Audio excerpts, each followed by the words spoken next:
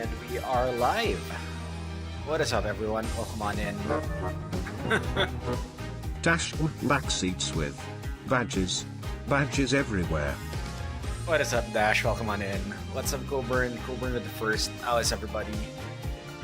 And yeah, we are here from. I just realized that the orb, like, when the alert is playing, it's right in front of Pondo's face. Anyway, alright, Discount badge. Yep, more Ace Attorney. So, just to recap, we are in the 5th case, or the last mainline case of the game. We do have a DLC case, which we will get after the main case. But, yeah, as of yesterday, apparently we're going on a Phoenix versus Apollo battle in court today. So, yeah, that's gonna be interesting. I don't know who will we be playing as. I think we're going to be playing as Apollo against Phoenix. So yeah, this is gonna be so interesting. So yeah, I am so excited. Let's just go straight into it. Turnabout Revolution Trial Day 1. Let's go. Let's do this.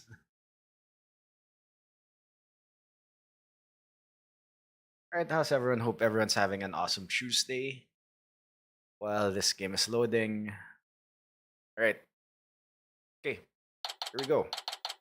May 17th, 10:08 a.m. Wow, that's quite late. Usually the trials start at 10 o'clock, right? District Court, Defendant Lobby number 3. Just so you know, I'm not going to take sides. Message received, loud and clear. Good, because I don't like this one bit. You and Daddy should be on the same team. Sorry, Trucy. Wow, she's really mad. I'm sorry too, little lady. This is all my fault. I'm just worried things will never be the same between Daddy and Apollo. If they go through with this... Is that all? Well, I wouldn't worry about that. That's the way it is with us men. We may fight, but we don't burn bridges. Really?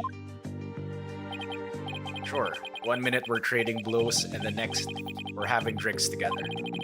We're simple creatures at the heart. Ha ha ha ha ha. I sure hope you're right. Sorry I'm late, Apollo. Athena, there you are. What happened with you and Mr. Wright yesterday? Oh, about that, I ended up going to the wrong airport. I was waiting there thinking his flight was really late, and before I knew it, I dozed off. By the time I woke up, it was already dark. I figured something like that had happened. Being late and dozing off are the two things you do best. Ugh, guilty as charged. So then, I take it you have no idea what today's case is about. Not a clue, sorry. What is today's case about, if I might ask? Another locker room mystery? A suspect with a flimsy alibi? Ooh, or a dying message? Sorry, strike 3, you're out. It's a civil case. A civil case? You act like I'm speaking Swahili here. It's just, the Right Anything Agency specializes in criminal law, or so I thought. In civil cases, there are no prosecutors, right? Instead, both parties retain an attorney. Right, and the other attorney is someone you know very well. Really? Who? Trial will begin shortly. Please proceed to the courtroom at once. Okay, let's do this. That's my line. Apollo, wait, who's the other attorney? And where's Mr. Wright? No time to explain, let's go. Okay, right behind you. Oh, she'll be shocked when we get to the courtroom. May 17, 10:30 a.m. District Court, courtroom number 6.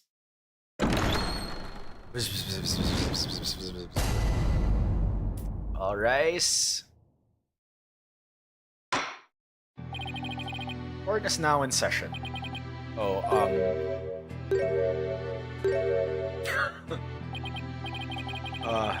is this some sort of practice session? A mock trial, perhaps? No, it's not, Your Honor. Holy crap, Phoenix looks so different when he's flipped. Because usually he's like facing facing left. So he looks so different. It's the real deal, Your Honor. So then, you do have had a falling out. I won't have you using my courtroom for that, you know? It's nothing like that, Your Honor. Exactly. It just so happens that we have different clients in this case. I see. Well, here's to hoping this has no adverse effect on your working relationship. You can say that again. I had no idea we'd be going up against the boss today. You sure this is a good idea, Apollo? What? Do you want to switch sides? Honestly, I'd rather be anywhere but here right now. Well, at least she is here. I'm really going to need her help. Mr. Justice.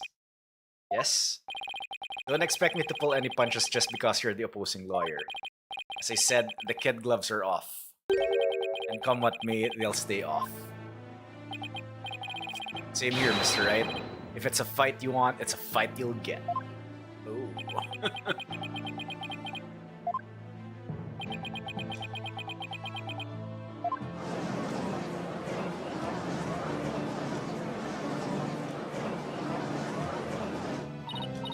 Yeesh, you guys are really chomping at the bit, aren't you? Battle of the Dots. Yep. I don't mind a good fight between co-workers, just keep this civil case civil. Now then, if the plaintiff would take the stand, we may begin. This is really different. It's a civil case. Oh my god, wow. Wow, he even has this palanquin in the courtroom. Noble Judge, members of the gallery, good day to you. I am Paul Atterson. This is but the start of my epic campaign, and you all have the honor of witnessing it. I believe the youth of this country are our very future. No unwanted advertising in the courtroom. I know, right? Too long have they been looked down on and given the cold shoulder. So to them I say, ask not what you can do for your country and what you can do for me. Mr. Atterson, what is this crazy contraption you're riding in? Like, should it be there be a separation of the judicial from... What's he running for? Is he running for... If he's running for council, it's legislative, right? So, yeah. It's my custom-made election-winning campaign mobile. Beautiful, isn't it? You're at witness stand, not a campaign podium, so come out of there this instant.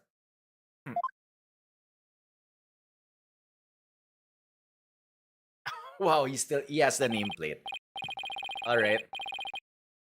Alright, now, would the plaintiff's attorney, Mr. Wright, please explain the complaint filed against the defendant? Mr. Atterson's complaint against the defendant is simple.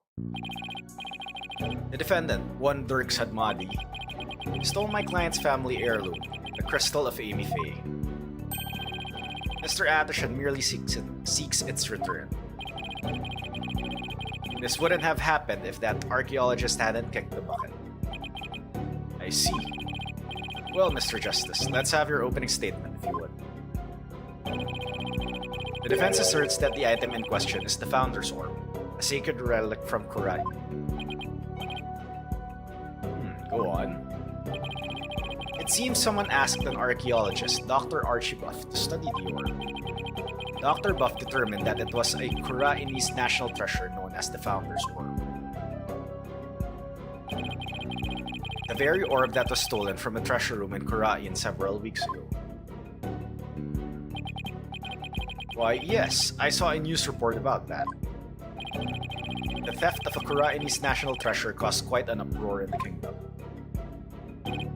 Well, we believe that it was not, in fact, a theft in the traditional sense, but rather that it was spirited out of Kurain by someone for Dr. Buff to study. You don't say, and... Around that time, an acquaintance of the defendant learned of Dr. Buff. He made contact with the doctor who agreed to hand over the orb. Apparently, the doctor wanted nothing to do with it once he'd learned it had been stolen. It seems you even have a transfer agreement between both parties. Alright, wait. Before that, let's just review what's in the court record. We have the badge, we have the orb, we have Jove Justice's picture for some reason. Study photo, study diagram, research notes, orb transfer agreement, Sarge's throne, email.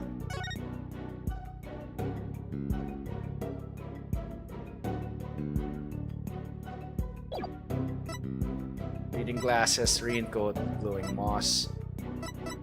For the profiles. Alright. Mr. Sadmadi also agreed to return the Founder's Orb to the Kingdom of Kurai.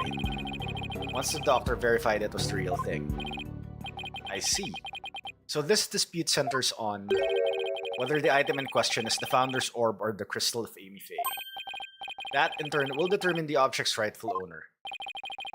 Better bring my A game. Going up against Mr. Right won't be a walk in the park. Come to think of it, the name Dirk Sadmadi sounds awfully familiar. But I can't recall where I've heard it. Oh, it's probably your imagination, Your Honor. He's just a tourist, after all. My imagination, you say? Are you sure about this, Apollo? He's a wanted criminal in Kurain, isn't he? In Kurain, yes. Here, he's just a tourist. Very well, let's begin the proceedings. Bailiff, would you bring in the first witness? Who is this? Oh, hello. Oh, it's Emma. Okay. Emma? Show some manners. We're in court. I know, it's just... This is a civil trial, so I was surprised to see a detective take the stand. I had her do some digging on Dr. Buff. She's pouting. What for? You disappoint me, Apollo. First, you know I'm not just a detective, I'm a forensic scientist. Do try to remember that. Second, you owe Mr. Wright an apology. After all he's done for you, you have some nerve. First, I'm sorry, and second, I'm really just trying to do my job. You'll never get anywhere with that attitude. Take some advice from someone who's been there. Why do I feel like I'm on trial here? Detective Sky, your testimony, if you please.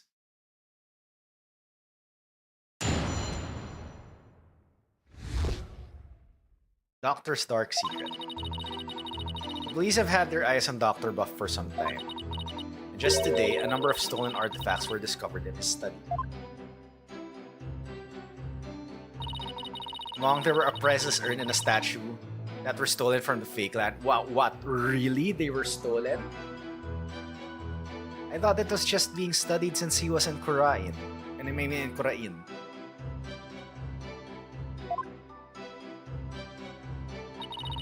It seems the doctor would do anything to study artifacts, including steal them. As for the relic at the center of this dispute, he likely stole it from the Atishan residence. Okay. Interesting. The doctor is a thief? Why am I just hearing about this now? Well, cat burglar isn't something he'd put on his resume. He was more careful than that. The fact is, he was a classic treasure hunter. Treasure hunter, huh? Like people who have thrilling adventures in exotic places, risking life and limb for glory? I doubt Dr. Buff was the star of his own hit movie series, Athena. Out of respect for the dead, I will say that Dr. Buff wasn't doing it to get rich. Apparently, he only wanted to borrow our artifacts to study them. He would then return them as soon as his research was finished. According to the doctor's child, he would even repair or restore some of the artifacts he stole before returning them. He believed he was honoring the dead by discovering their history through artifacts. But whatever lofty ideals he had, it makes no difference. Larceny is larceny. Yes, he certainly sounds no different from a regular thief to me. So, Let's say for a moment that the Doctor really did moonlight in stealing artifacts. Might he not have stolen the Founder's Orb in Khura'in and brought it back here himself? Nope. There's no record of him traveling overseas over the past few years. Plus, he couldn't very well leave his reclusive child at home all alone. Then this really must be the crystal of Amy Faye. Yes, he stole it from the Atishan residence probably so he could study it. This is the left hook I did not need. I bet you never saw that coming, Apollo. Yeah, when Mr. Wright said the kid gloves were off, he wasn't kidding. Mr. Justice, you may proceed with your cross-examination.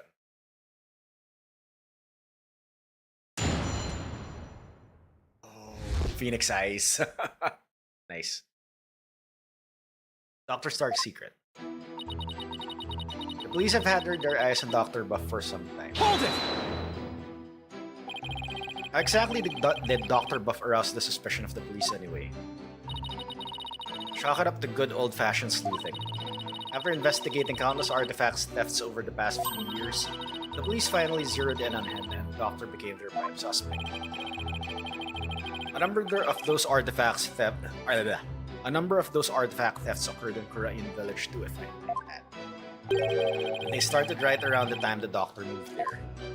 But he was never arrested. I take it there was nothing concrete linking him to a crime. No, which is why we were never able to get a search warrant in the first place. It's hard to arrest artifact thieves unless you catch them red-handed. Still, the police had him under constant surveillance. Just today, a number of stolen artifacts were discovered in his den. Hold it! Are you sure these allegedly stolen artifacts are the real deal?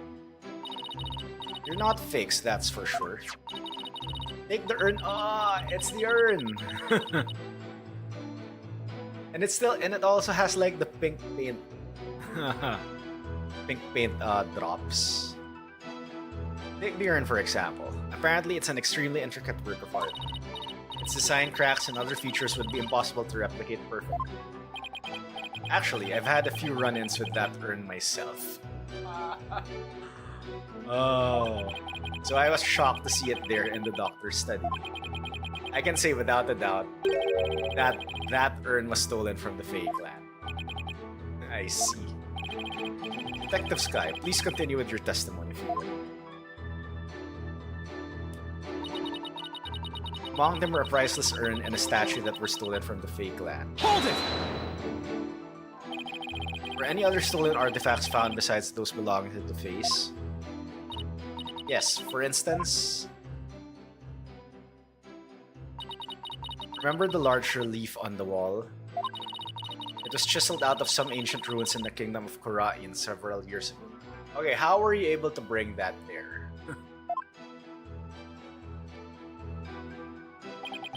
Chiseled out? Didn't that damage it? Well, he did restore the parts that were so faded you could barely see them anymore. It seems he intended to return it someday, so one could say his intentions were good.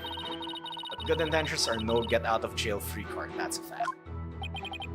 If I might add, with respect for the deceased, the quality of the restoration was apparently exceptional. It seems the Doctor invested a lot of money in hiring an extremely talented specialist. He sounds like a good man, with the wrong term somewhere. I guess Sarge takes after him in that way. Any further questions? If not... It seems the Doctor would do anything to study artifacts, including steal them. Hold it! Have these alleged thefts been going on for some time? At least 5 years, as far as we can tell. All the recent thefts have been local, but before moving to Khura'in Village, he had been stealing from ruins around the world. Dr. Buff was an international criminal? This data lends itself to but one conclusion. Dr. Buff was a thief. As for the relic at the center of this dispute, he likely stole it from the Atishan residence. Hold it! claim he stole a family heirloom from the Atishan residence, but claiming something doesn't make it true. Fortunately, it is true. How can you be so sure? A police report was filed concerning the theft 1 year ago, in fact. What? A whole year ago? August 25th of last year to be exact. The report states, and I quote, "The crystal of Amy Faye was discovered to be missing from the Atishan storehouse at 10 a.m.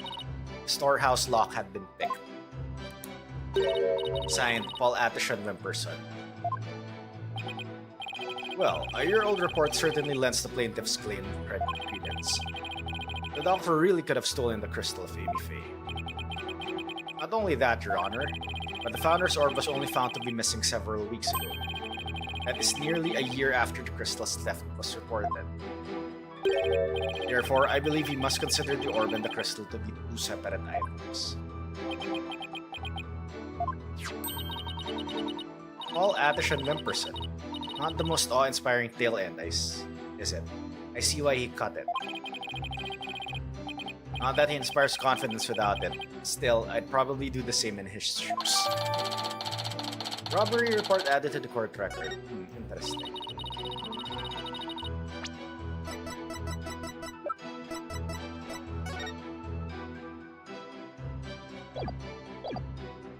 Police report was filed about the crystal's theft a year ago, but the theft of the Founder's Orb was only reported a few weeks ago. So the crystal's police report was filed way before the orb was found missing. That suggests the stolen relic is the crystal of Amy Faye, as Mr. Atishan Wimperson asserts. I doubt the police report is a fake. After all, Emma is the one who submitted it as evidence. Still, I feel like something we learned in that police report is important somehow. Okay.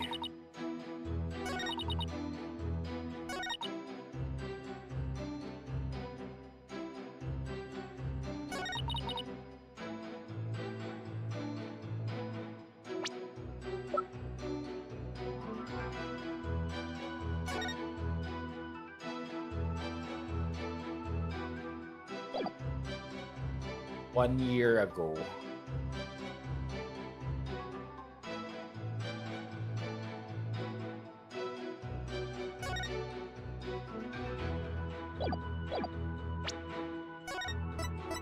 I'm the safe scum. Yo, Annual, what up? What's up? Are we doubting Emma? Sort of.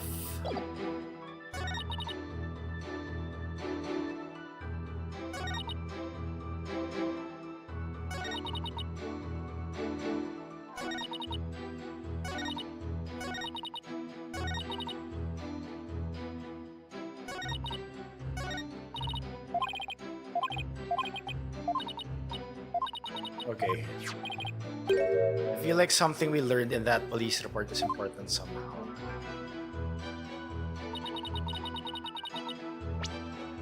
What did the report say? The crystal of Amy Faye was discovered to be missing from the Atishan storehouse at 10 a.m. The storehouse lock had been picked.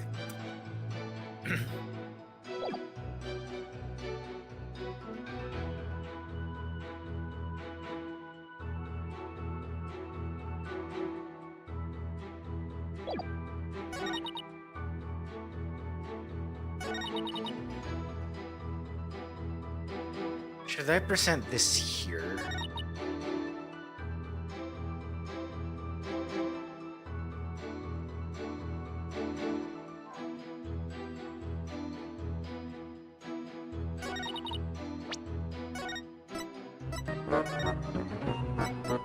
An ILL backseats with. Those who doubt Emma should be fined. Excuse me. Yo, what's up, Anula? Thank you for the backseat. Alright.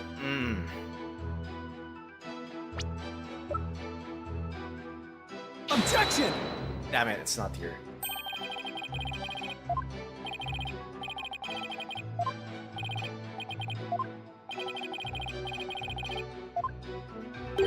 Never present evidence before you have a good grasp of the situation at hand.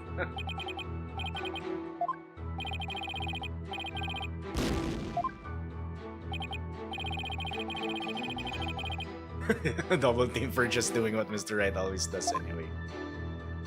Okay, wait.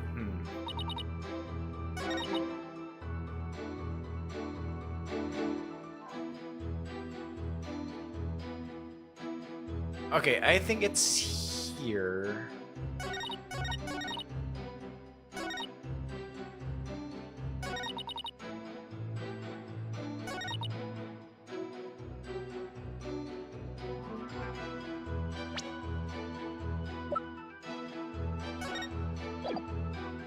Objection! Damn it, it's also not this one. Alright. Okay, so do I set that in the last statement?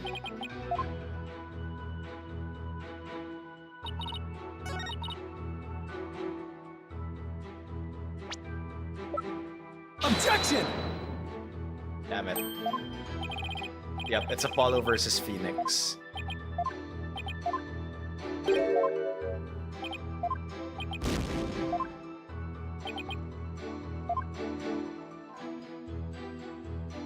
Okay, you know what? We finally do the X. There's this new consult thing that's showing up right there. So.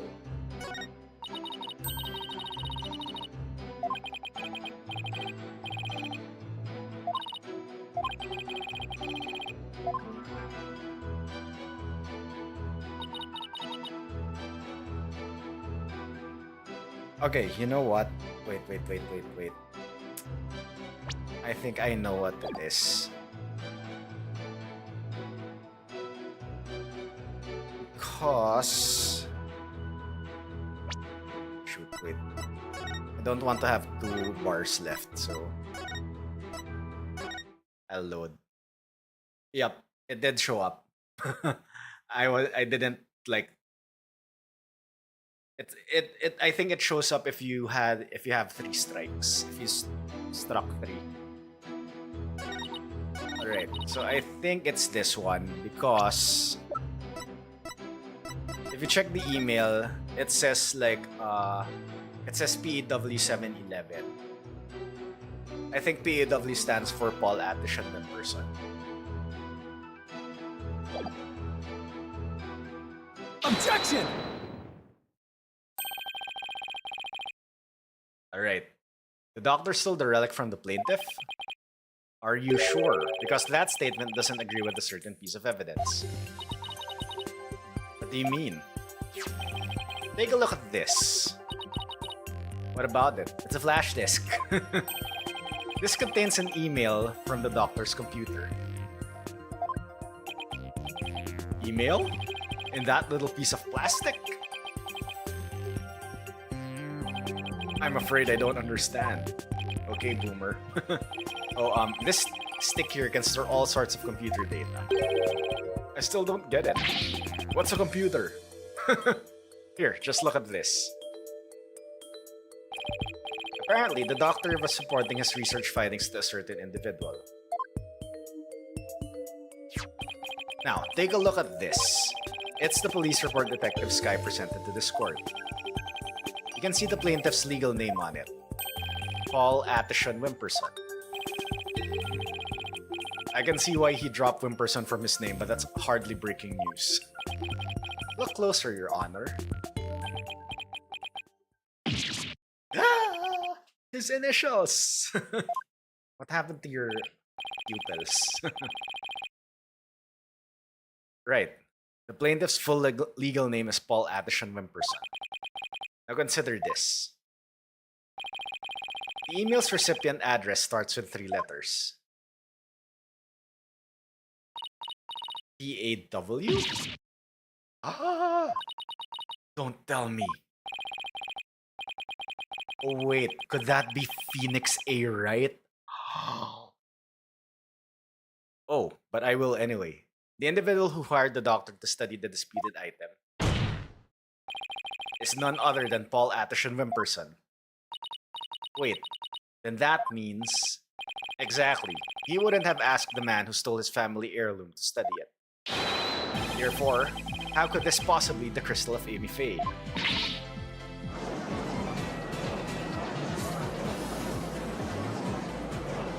Also 7-Eleven gas station Easter egg. We never checked the doctor's emails. We couldn't even figure out the password to his computer.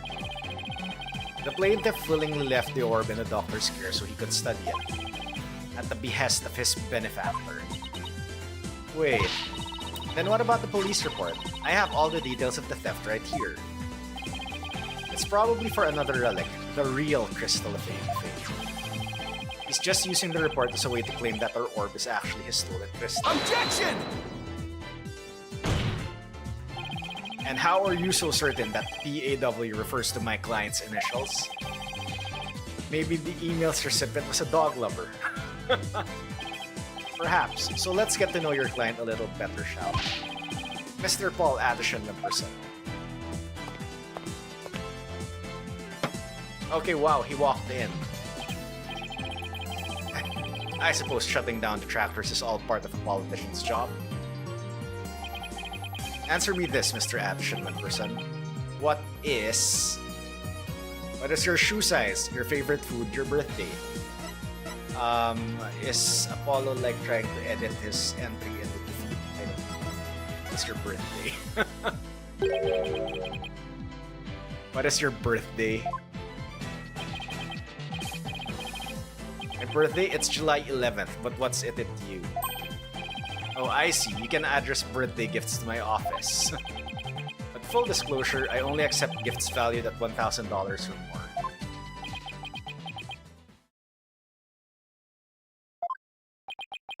Yep. Why has everyone gone silent? How can anyone be that self-centered? Oh right, politician. Did everyone hear that? He said July 11. July 11, or rather 7-11, matches the numbers in the email address. Both the names and the birthday are a match. I hardly think that's a coincidence. Wait. Why, you sneaky little... Looks like someone finally decided to join the conversation. Will the plaintiff care to explain? I would like to say, that is quite what? Quite a thing you've said. Any other thoughts? No further comments. I stand by my previous statement. Hold it! You can't just walk away. Even politicians have to explain themselves in a court of law. I'm afraid I simply don't know how it happened. I can't possibly explain matters outside of my purview. Perhaps it was a mistake on the part of my secretary. Oh no, you don't, you slippery eel. Mr. Wright, will you care to respond? I won't argue your assertion. My client lent the treasure in question to the doctor and asked him to study it. It seems that much is a fact. Now we're getting somewhere. However, it has no bearing on the issue of ownership. How so? Mr. Addison, I fully understand your position here. You had to hide the fact that you sent the crystal out to be studied. Your family would have been very upset if they had found out. It's a family heirloom after all. You've got to be kidding me. Mr. Wright is, well, right, of course. But then he always is. That's why he's my lawyer. The crystal is a precious Addison family heirloom and has been for centuries. Dr. Buff was so eager to study its proud heritage, I just couldn't say no. I didn't even tell my grandfather. Objection! But in order to win the backing of your so-called benefactor, you were going to give what you claim to be the crystal of Amy Faye to that person. You were going to give a precious family heirloom away just like that. I was going to explain everything to grandfather later, honest. My client's grandfather is very proud of his grandson for following in his footsteps. And if refusing him would have meant dashing the dreams of his darling grandson, I doubt the kindly old man could have said no. Well, grandchildren are meant to be spoiled. That's what grandfathers are for. Your Honor, please. I mean, it's been in the family for centuries. My grandfather thinks highly of my talents as a politician. That's why he entrusted me with this very important name placard today.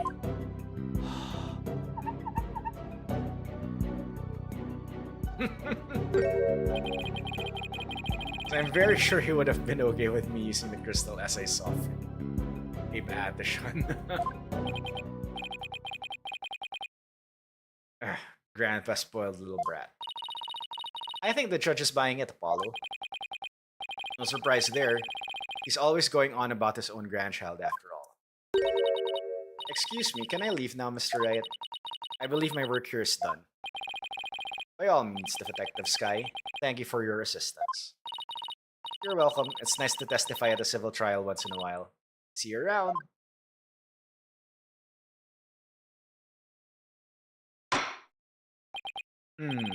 It seems the facts have changed somewhat.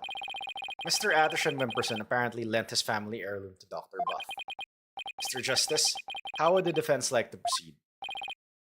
Oh, alright, now what? Apollo, let's hear what they know about the so-called Crystal of Amy Faye. Maybe we can find some inconsistencies in their statements. Right. Okay then, Mr. Wright. If the item in question really is an Addison family heirloom, then let's hear all your client knows about it. Of course. Mr. Addison Wimperson, please tell the defense everything you know about the crystal's origin. Alright, now then, listen and learn. This is the tale of the crystal of Amy Faye and the illustrious history of the Addison clan. Are you ready? Our story begins back in the old country when the Addison family reigned supreme.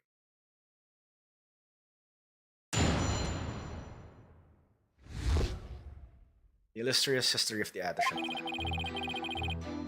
My ancestor was praised as a benevolent ruler who protected the spirit mediums, a minority back then, from the rest of the locals. Some discriminated against them, you see, while others tried to abuse their power.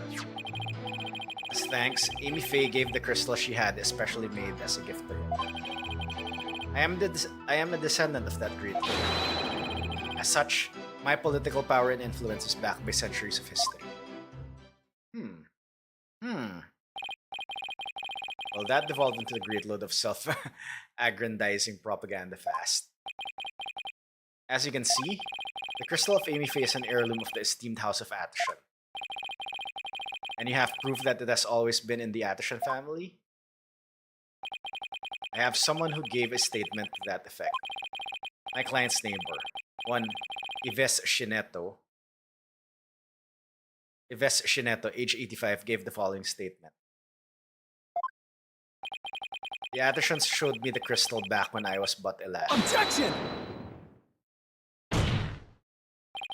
Can we really trust the memory of an old man? Mr. Justice? Would you care to explain that statement to the judge? I didn't mean what I'm trying to say is, never underestimate the memory of your elders. I may forget my verdicts the next day, but the memories of my past are clear as day. Therefore, I find Mr. Yves Shineto's statement to be perfectly credible.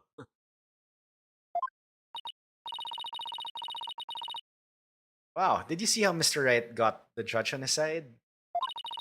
That's definitely a trick I want up my sleeve. You're not helping, Athena. You may cross-examine the witness, Mr. Justice.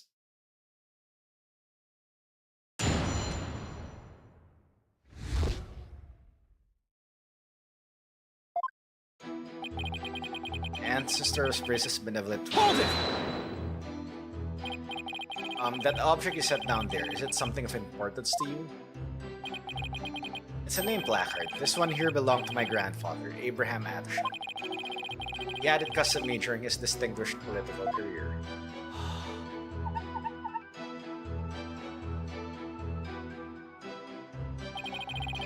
It's special because it was crafted from the finest Italian plastic. I wasn't aware that the Italians were famous for their fine plastic. You can touch it if you want. No, I'm fine. Very well, I'll just continue with my testimony. My ancestor was praised as my ancestor was praised as a benevolent ruler, but he was also an eminent politician. Protected the spirit mediums, a minority backed them from the rest of the locals. Hold it! So I take the relationship with the fake clan was a close one. A smooth and open line of communication with my entire electorate. That is the Paul Atherton way. Huh? Oh, sorry.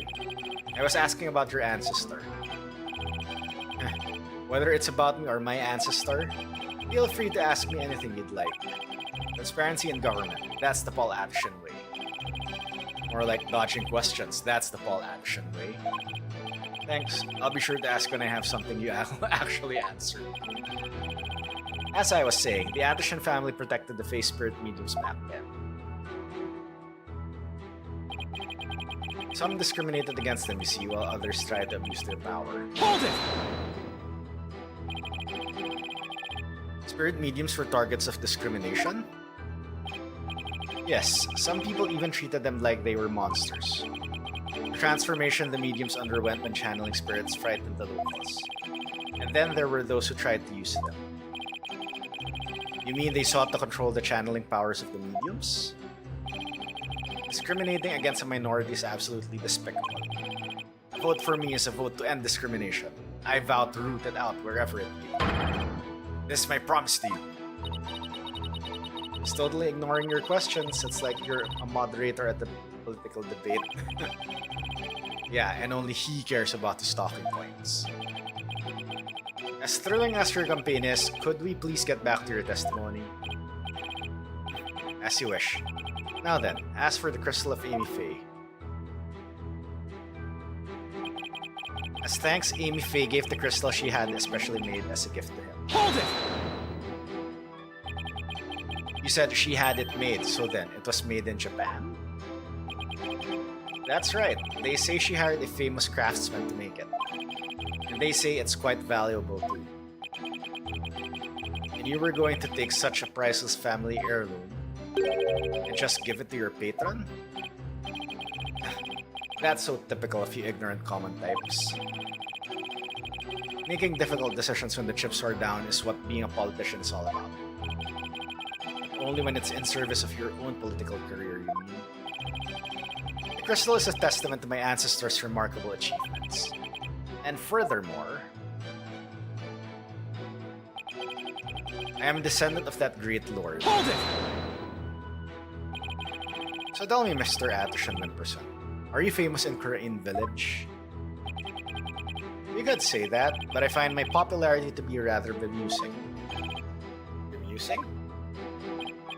Yes, my campaign posters keep going missing as soon as I put them up. Because nobody wants them.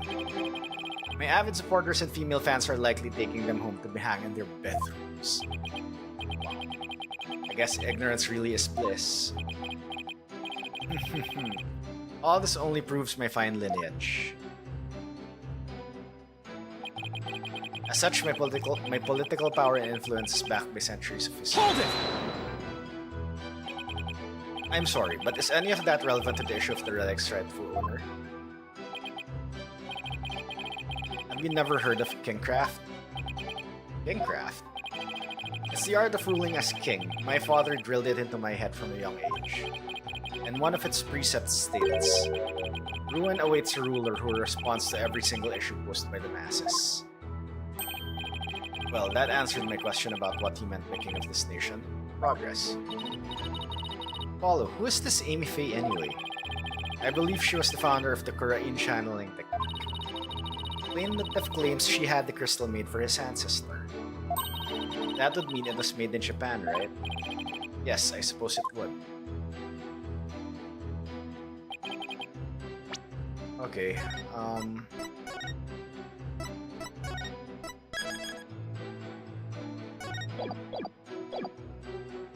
Okay, what do we have?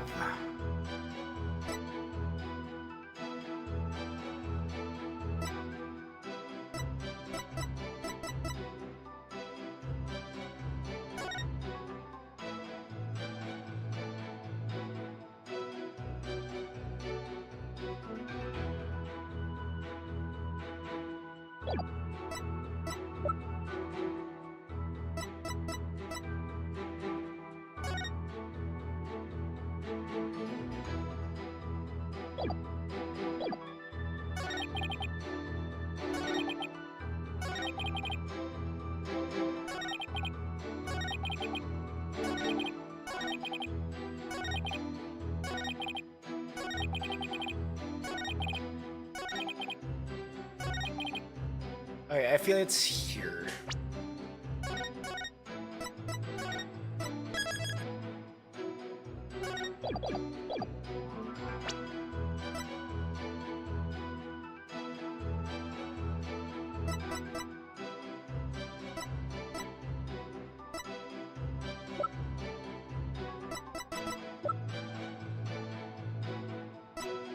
Objection! Damn it, it's not it.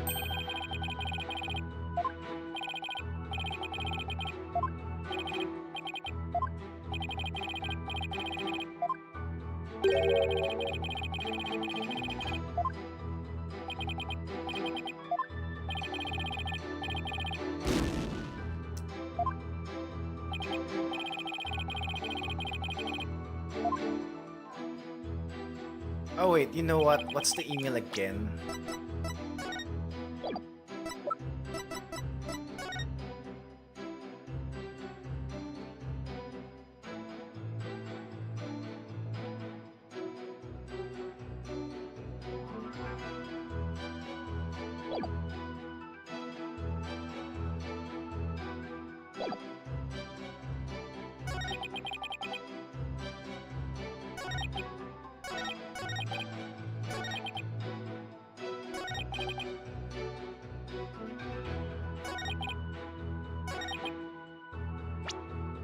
I don't have anything from Correct in here.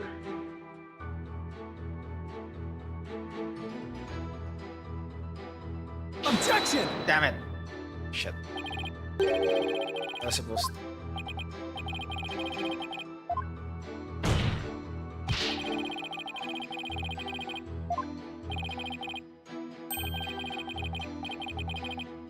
You got to know when to hold them, when to fold them. Oh, I love this one. Know when to walk away, know when to run.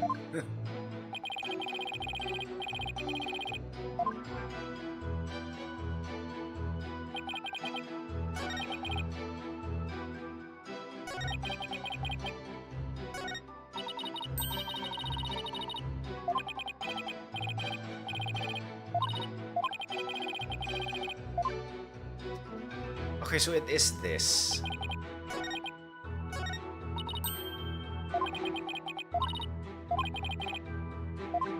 Wait, what? You only say like...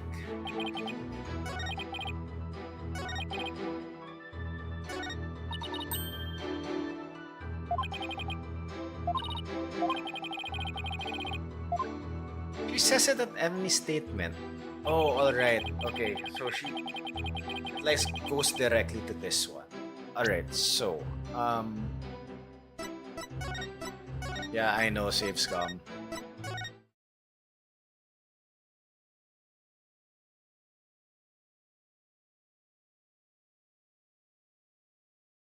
Alright, so it's definitely the orb statement.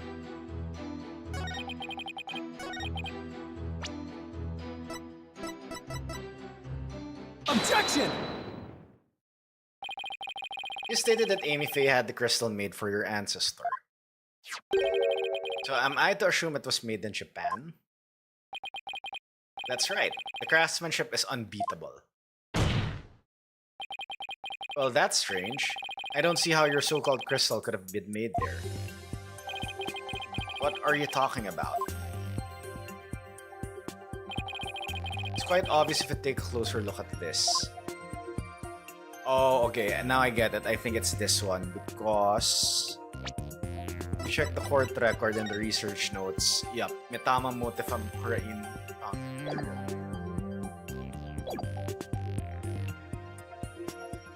Take that!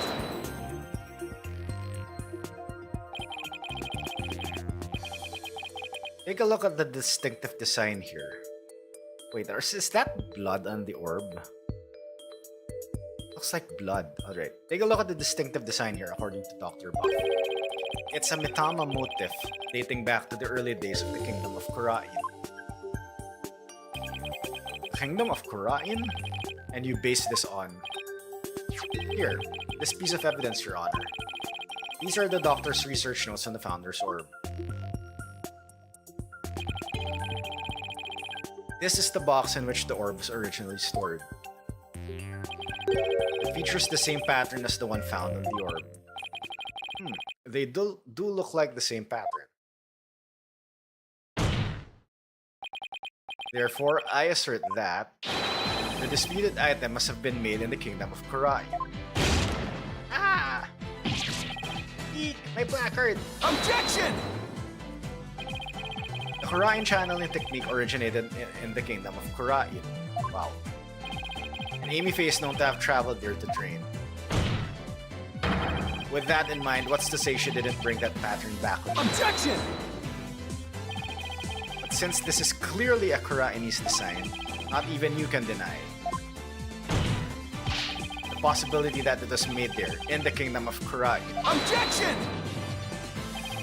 Anything's possible to some extent. That doesn't make it true. So you can't conclude that the orb isn't from Kurain based solely on that pattern. If it were that simple, I could just as easily say it's Japanese. Battle of the objections. Objection! I have to agree with Mr. Wright. The pattern alone proves nothing. Could be. It is an if, it is. But that also means there's no basis to claim the item in dispute was made in Japan either. At this rate, we're going nowhere fast. He's right, we're just spinning our wheels here. I wonder if we have any evidence that could break the stalemate. Evidence that could break the stalemate?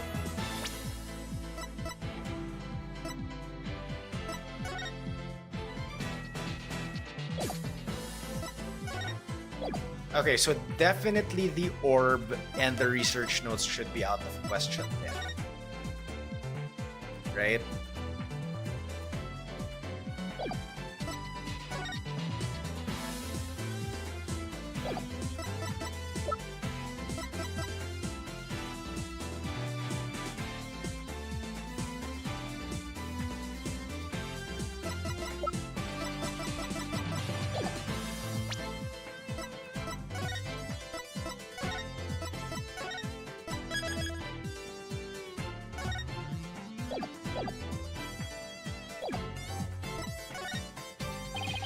Doesn't seem to be anything we can use, at least not at this point. Well, unless we can find something, this trial won't be going anywhere.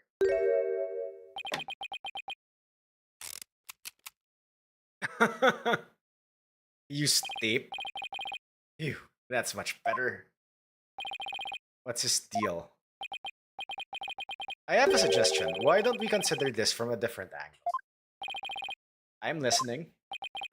What if the Defiant Dragons really were authorized to take possession of the relic? I'm afraid I don't know where you're going with this, Mr. Wright.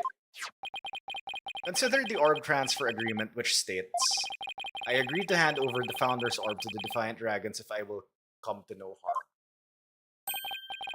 What if, as the last part suggests, this was written under duress?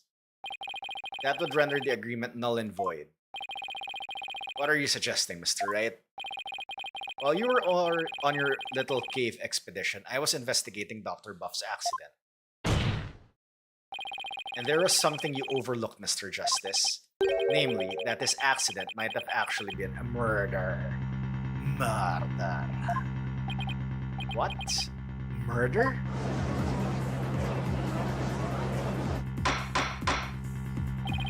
Mr. Wright, you do realize such statements are not to be made lightly. Are you suggesting the Doctor was murdered by the Defiant Dragons? Yes, but follow me on this for a second. The books that came tumbling down were from the archaeology shelf.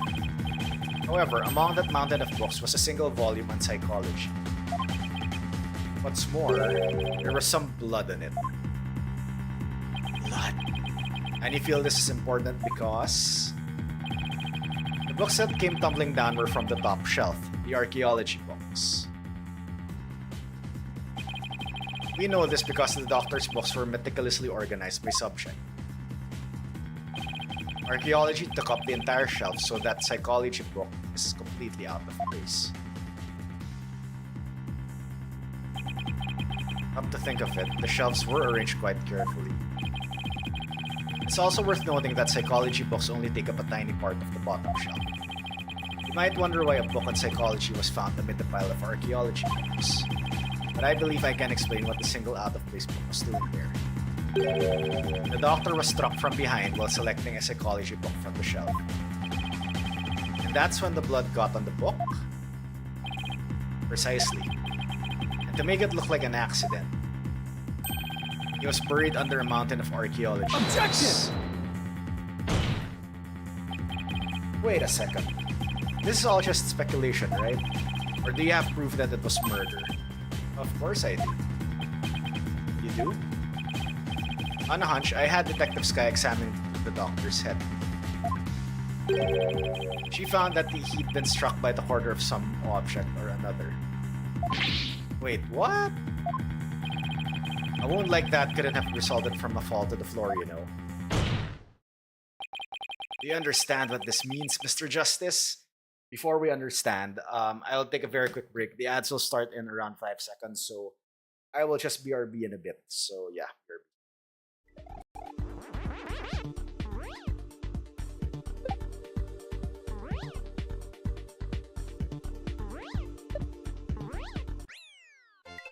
I fluked that, I panicked, then I fluked.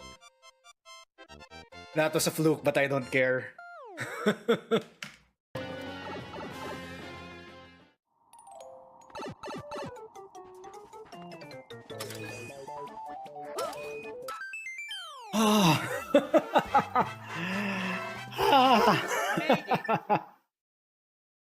And it took less than 4 hours.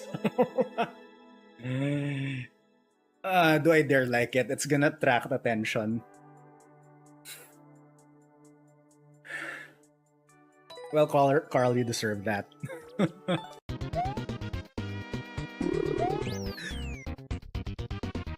I heard the whistle. I should have this. Oh, thank God. I swear if I dare there, I am going to be livid. Oh shit. Can I get the second spring here?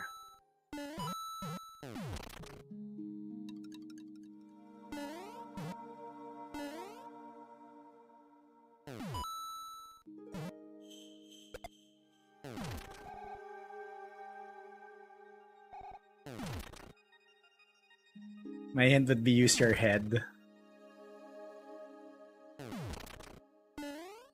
Ha! Get wrecked, Sarah. Fuck! Ah.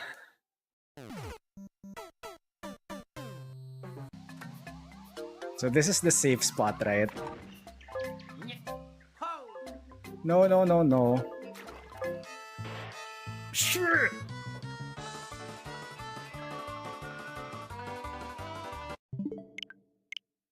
Okay. Now, please do not screw this up.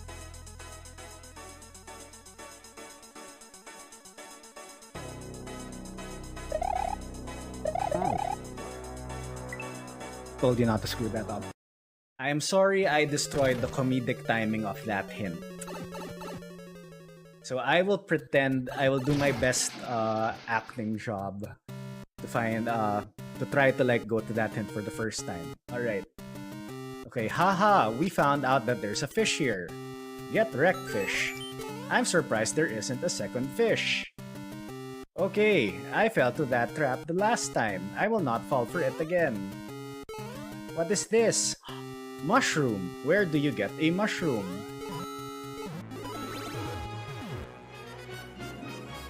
Gasp! Go back!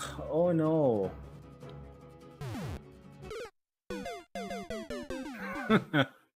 That was bad acting. I am so sorry. You know what? I can like just get in there right away. Why am I still waiting for that to like blow up? Yeah, it's here. Haha. If you kill that second Goomba. Okay, ice concrete cloud question ice. Do not Greg. I Gregged. That was embarrassing.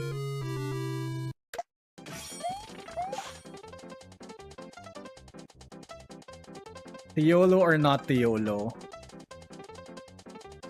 YOLO! That's good.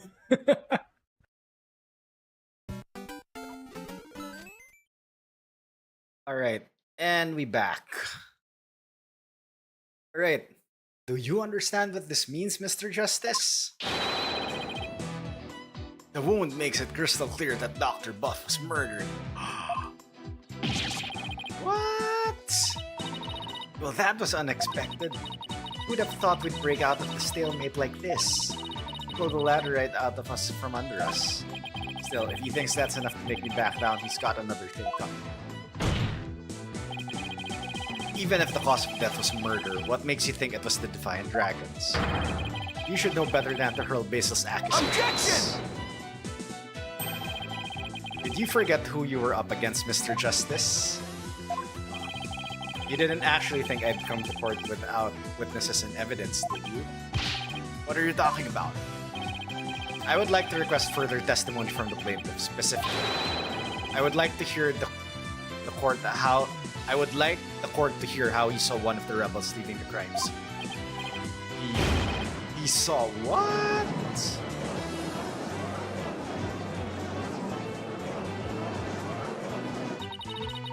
If he can prove it was murder, that's the end of our client's right to war. Did he have this up his sleeve the whole time? How could Mr. Wright do this to us? He was just waiting to spring this trap.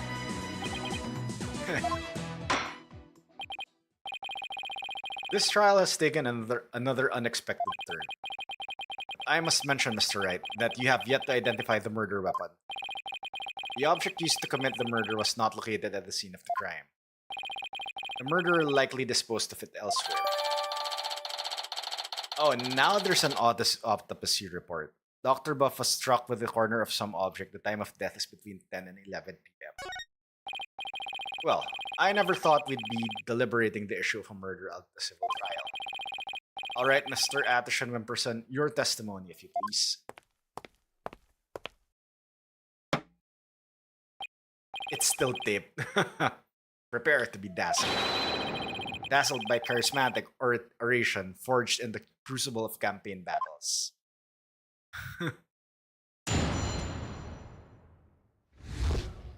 The Rebel's Crime.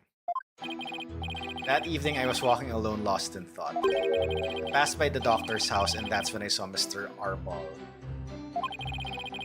He was running out of the front door. It was around 10 at night. Surely that must have been him fleeing the scene of his crime. Vote for me is a vote to end such violence. That is my promise to you.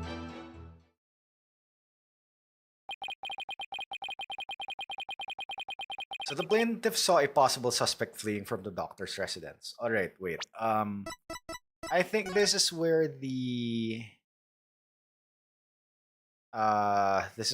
this thing will come into play, right?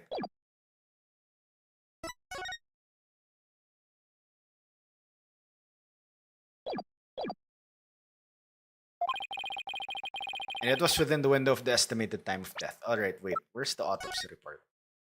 Cause of time of death, May 15th, 10 to 11 p.m. Cause of death, cerebral hemorrhaging after being struck on the back of the head with the corner of an unidentified object.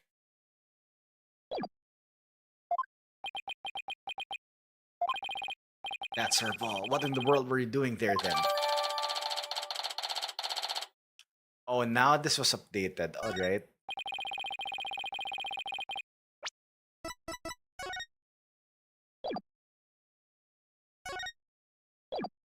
Atterson saw Dats fleeing the scene of the murder. One of the boxes stained with coffee. Alright. It seems Mr. Arbol was loitering about Kurain village that day. There's evidence he was in the doctor's study as well. Isn't that right, Mr. Justice? Ah, you mean the suitcase. Exactly. He must have been in quite the rush to leave that behind. Oh, and by the way, Your Honor, Mr. Arbol just so happens to be sitting in the gallery today. See? That's him trying to escape as we speak. Bailiff, don't let that man get away. Right, you backstabber. Why are you doing this to me?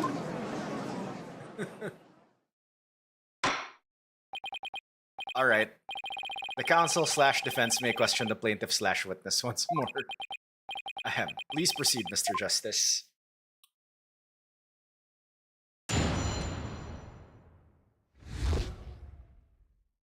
Rebel's crime. That evening I was walking alone, lost in thought. Hold it! Why were you taking a walk? Society is inundated with serious problems that must be solved, and as a politician, I'm always on the job, thinking hard about possible solutions, even on my walks. Thanks for the non-answer. While we live out our comfy lives, there are starving children who suffer in the back alleys of our major cities. It's not in me to ignore such suffering. The vote for me is the vote to end hunger and for world peace. World peace! Yes, Mr. Atterson Wimperson, we are well aware of your outstanding character. Now, please continue with your testimony. I can practically hear my poll numbers surging. Now, on with my speech. After all, the voting public must be informed of the magnificence that is me. I passed by the doctor's house and that's when I saw Mr. Arbol. Hold it! Where exactly were you when you saw Mr. Arbol? Right here, under this tree. I saw him dashing out of Dr. Buff's front door.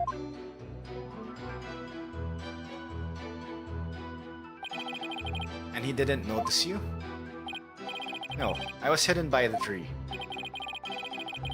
Is it really all that important to know from where the plaintiff saw Mr. Arbol? Yes, it is. Because we need to present that map as evidence. Yes, I believe it matters a lot. I ask that it be added to the witness's testimony.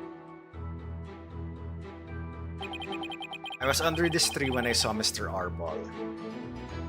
Hold it! What were you doing under that tree? A lack of lateral thinking. That is a politician's downfall. What? That is why if I'm elected, I promise to think outside the box. The question was, what were you doing under the tree, Mr. Atterson Wimperson? I suppose I can't expect a plebeian such as yourself to understand my grand design. Oh yeah? Try me, O Lord of Plebs. Mr. Atterson Wimperson, I believe the court is well aware of your grand political vision. Now, let us have the rest of your testimony, if you please. I can hardly wait for the upcoming election. He was running out of the front door. Hold it! Did you notice anything unusual? Yes, his behavior was incredibly suspicious. His eyes were darting all around as he ran off in total panic. As soon as I saw that, I knew he had done something and it probably wasn't good. Despite that, you still didn't report it to the police? Who would have thought that he had killed Dr. Buff? Not me. That's why I didn't report him. So the witness didn't notify the police. Is that an important statement, Mr. Justice? Oh god, so there's only probably one statement that needs to be added.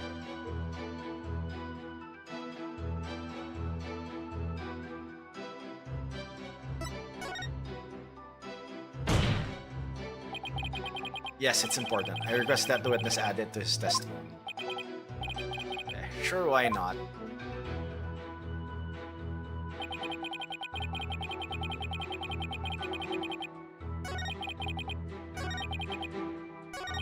Oh, alright. It was also added. Right. Hold it! Oh, wait. He should have seen it because there's a big-ass window. He had no idea he was dead. In other words, you knew nothing about what had happened. I'm truly ashamed of myself. What? There's been a gruesome murder in my beloved village. What a fool I've been. I was thinking only of the village's future and world peace. It seems my earnest attitude and industrious nature have come back to haunt me. Only a politician would try to pass off self-aggrandizement as self-deprecation. Paulo, you think this is how all politicians will be from now on? We're all doomed if they are. If you don't mind, I'd like to continue with my testimony. It was around 10 at night. Surely that must have been him fleeing the scene of his crime. Hold it! But at that time, you didn't know the doctor was dead. Is that correct? It's true that I've been known as a prodigy from a very young age. Huh? I graduated high school and college with the exceptional grades. As class president, I reformed stale old school traditions. My exploits were even covered in local papers. But as exceptional as I am, I can't possibly be expected to know everything at all times. This isn't working. He keeps bending the questions to serve his own needs. Hang in there, Apollo. Mr. Atherton Wimperson, I believe the court is well aware of your exceptional nature. Now, would you please continue with your testimony? I have the upcoming election in the bag. Vote for me is a vote to end such violence. That is my promise to you. Hold it! Alright, I think we need to present the map in the I didn't see he was dead statement. So, how do you actually intend to end such violence? Elite politicians such as myself never reveal their strategies. Did you really think I would divulge such sensitive information to the likes of you? Yeah, but surely you have some sort of campaign platform you're running on.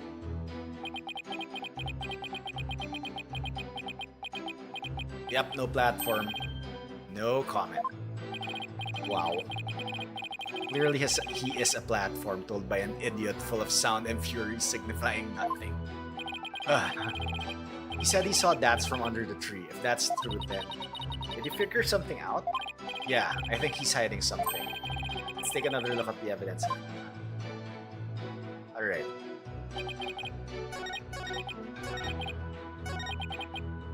Okay, so let's save Scum first.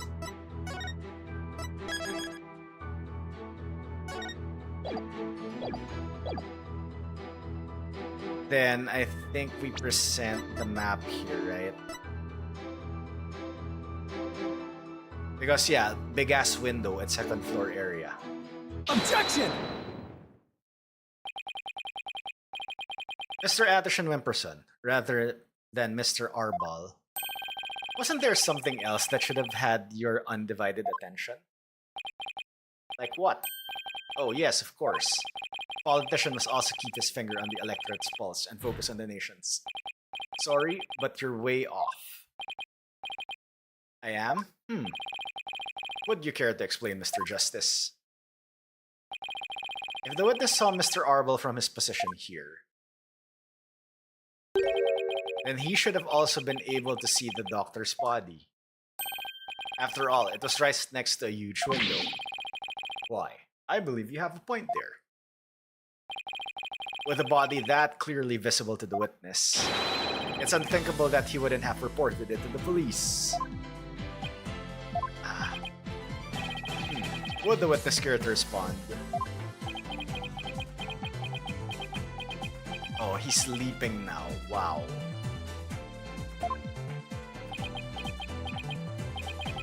Did he fall asleep? Mr. Atherton Wimperson.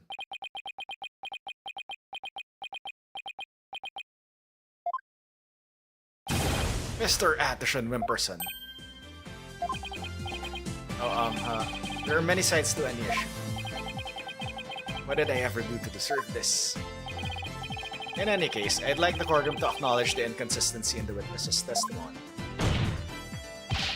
Mr. Atherton Wimperson, did you really see Mr. Arbol? Yes.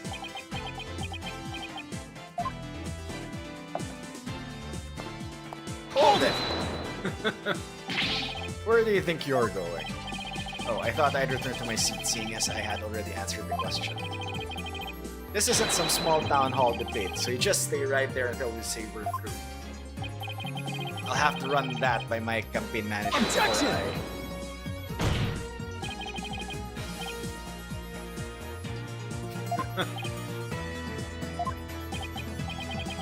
Mr. Addison in person. I think it's time for you to come clean. Huh? So then, does this mean he didn't see Mr. Arbol? As your lawyer, Mr. Addison in person, I advise you to divulge that matter we discussed. Silence is no longer an option. Okay, so Phoenix is like doing prosecution tactics here. This is interesting. Are you sure about this? I am in the midst of running for office. I can't afford to let any strange rumors get out. Don't worry, you won't suffer any blowback for what you're about to reveal. Blowback? I'm not sure I like the sound of that, Mr. Wright. Not to worry, Your Honor. Nothing untoward will come out of this, I promise. Now then, Mr. Justice. Remember how it was an anonymous caller that reported the doctor's death? Come to think of it. Emma, who was the first one to discover the body? About that, whoever it was, it seems they wanted to remain anonymous. What? Happens now and then. Some people would rather not get involved with the police. Oh, don't tell me it was he who reported that.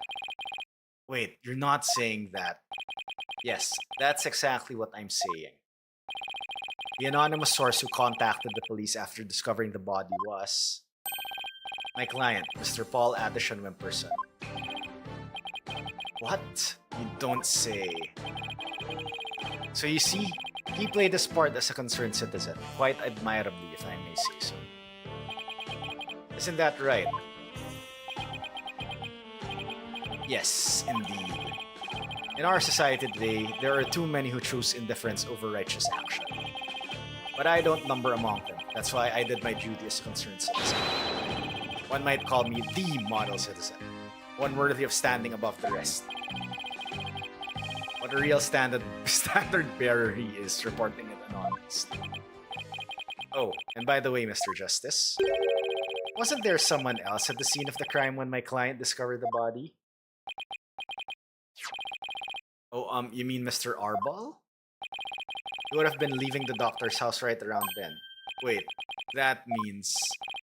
Yes, it does. In short, what my client witnessed was Mr. Arbol fleeing the scene of a heinous murder. Ah! And that's not all. Based on what we've heard so far, Mr. Arbol looked exceedingly suspicious, and that's putting it mild.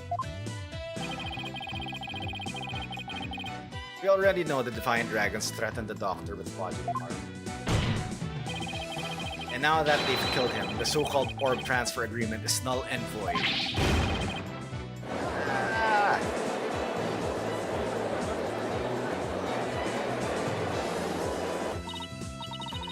Apollo, if you don't come up with some sort of counter-argument, and what sort of evidence do you have? Can you actually prove that it was Mr. Arbol who killed the Doctor? That move had desperate written all over it. It's all I've got, so I'm going with it. Evidence? I suppose it's true that I don't have any. I knew it. But I do have another witness. You do? You should know I always come fully prepared, Mr. Justice. And my new witness will provide testimony proving Mr. Arbol's guilt.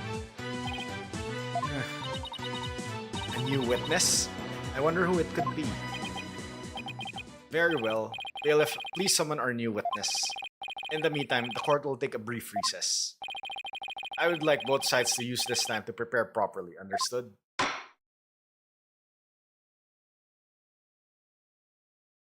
Wow.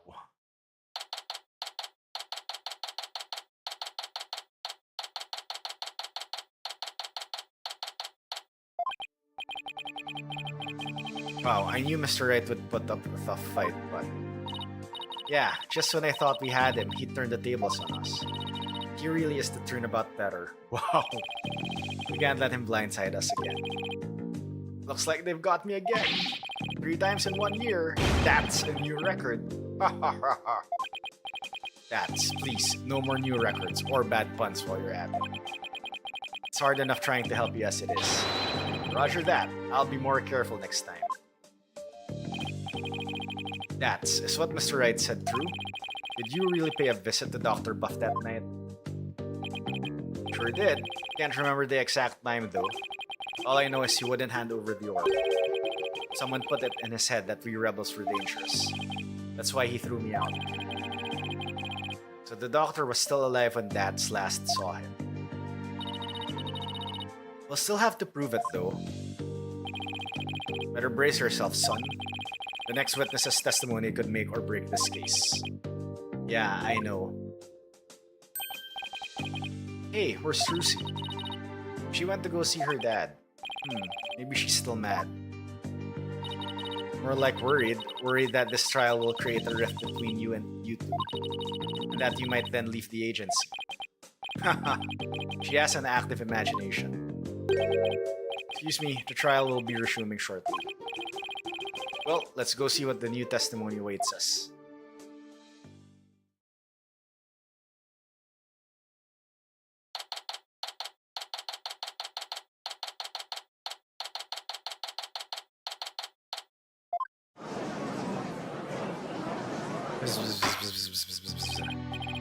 Alright, court is back in session. Mr. Wright, you said you had a witness. Your Honor, I would like to call the lone survivor of the doctor's murder to the stand. Wait, you can't mean that Sarge is here? You mean Dr. Buff's reclusive son?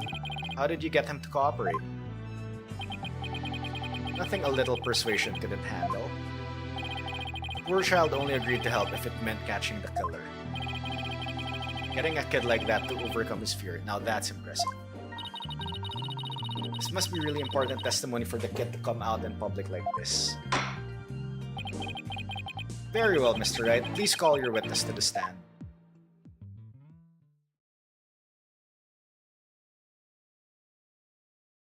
Oh, don't tell me it's the drone.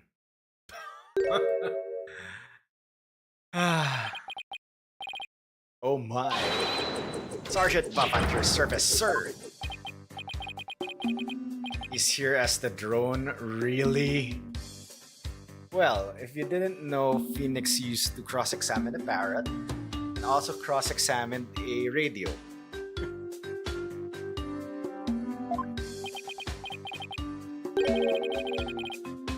Mr. Wright, what exactly is the meaning of this? Past trauma has rendered it impossible for the witness to venture into public. Leaving home was hard enough, and it seems leaving the witness lobby was just too much. But I would still like to continue with testimony delivered by this drone. I understand it must be terrible to lose one's father like that. But testimony via a remote control toy? Well, let's take things for a spin and see how it goes. Just who's piloting this trial anyway? The judge sure warmed up to the idea fast. I think the phrase you're looking for is gave up. You disappoint me, Corporal Justice. I think I once called you comrade. Oh, now he's like using a machine gun in court. Wow. Defending the man who killed Papa? That's full and treason, soldier. I hereby demote you back to private. Corporal? Private? What's he talking about, Apollo? It's a long story. Now then, are you ready to testify, youngster? Locked and loaded, sir. Ready to rain lead down upon the poor... Ha ha ha ha ha.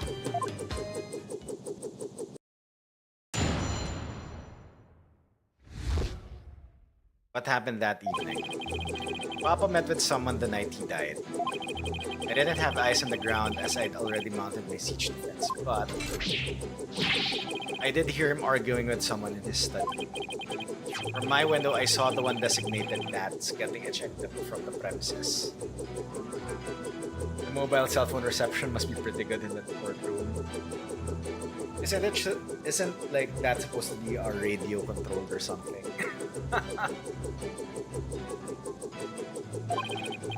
After that, the man lingered around the perimeter for some time.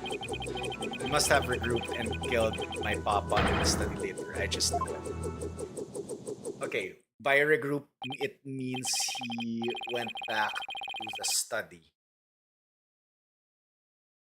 So he was thrown out but later returned and committed the murder, did he? Yes, Your Honor. So the man my client saw really must have been the fleeing Mr. Arbor. Objection! Right, you backstabbing, no good. I didn't kill no one. It's the enemy. Ready all missiles and fire! Oh, wow, now he has missiles. Ha ha ha! Capitalist pig, I'll turn you into pork stroganoff. And that's just a taste of my ultimate anti-swine weapon. Whoa, it fires missiles too? Yes, well, the witness is all yours, Mr. Justice. That's it, he's just gonna allow the cross-examination without... I do not allow weapons in court.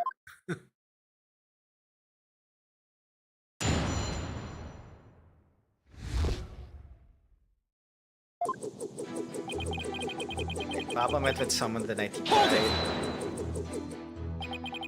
Your father met with someone? Could you be more specific? No, I was in the midst of a crucial defensive siege operation. Right. You're referring to how you don't leave your room, correct? You never know where the enemy might be lurking outside the siege perimeter. What about, school? I don't go to boot camp. I'm a soldier. A sergeant doesn't associate with rookies. Still too green to fight. But a kid like this, I bet Dr. Buff won't be getting any rest in the afterlife either. It was very brave of you to come to the courthouse today. But what was that you said about the siege defense? Oh, that. Well... I didn't have eyes on the ground as I'd already mounted my siege defense. Hold it! Sarge, I've always wondered, who or what are you battling? That's classified. Even so, it may be relevant to this case. I don't know if you're the right person to be asking about things like that. That's right, such matters need to be handled with a certain delicacy. I guess curiosity got the better of me. You're all talking no action, soldier. Out on the battlefield, it ain't the number of pretty words in your repertoire, but the number of bullets in your gun belt that counts. Easy for you to say, you're the one with all of them. Would the witness please tell this court what he saw and heard that night? I did hear him arguing with someone in his study. Hold it! What was the argument about? I heard things like, where's the orb, and are you defiant dragons treating criminals? It sounded really volatile, like a war might break out at any second. So the two of them had an argument when Dats came to get the orb. Did you see or hear anything else? Yeah, I heard them arguing and then silence. From my window, I saw the one designated Dats getting ejected from the premises. Hold it! How was Mr. Arbel acting? Like a conquered trooper retreating with his tail between his legs. Trooper? Well, I guess he does dress like he's in the military. I bet those two would have really hit it off had they met under different circumstances. Yeah, I can see that. And so, the defeated soldier was expelled, but that wasn't the end. After that, the man lingered around the perimeter for some time. Hold it! That does seem suspicious. He kept hiding behind trees and telephone poles and stealing glances at our house. Well, he couldn't exactly leave without the orb. I bet he was angry that he'd been kicked out. Must have regrouped and killed my papa in the study later. I just know it. Hold it! Don't you keep your front door unlocked? If so, then anyone could have got in. That's true. Papa didn't keep our house locked up. Well, that's weird, alright. He said there was no need because there were only good people in Parain village. But he ended up dead anyway. Only a monster could do what they did to my kind, trusting papa. There will be no mercy. I vow swift and terrible vengeance. I'll carpet bomb the killer with everything in my arsenal. Fire!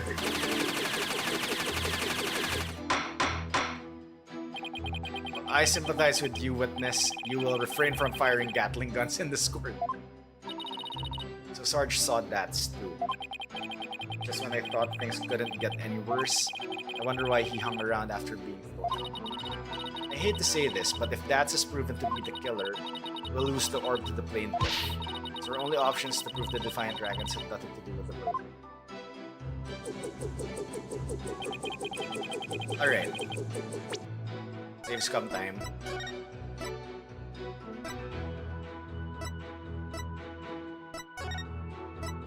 No, let's save a new slot. Okay.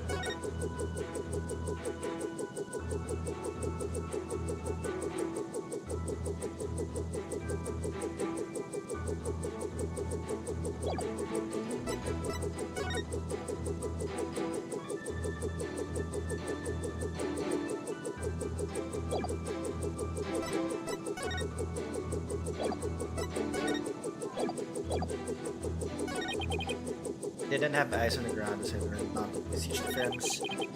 Heard him arguing with someone. From my window, I saw the one designated That's getting a check from the premises. Lingered around the perimeter for some time. Must have regrouped and killed my papa in the study later. I just knew it.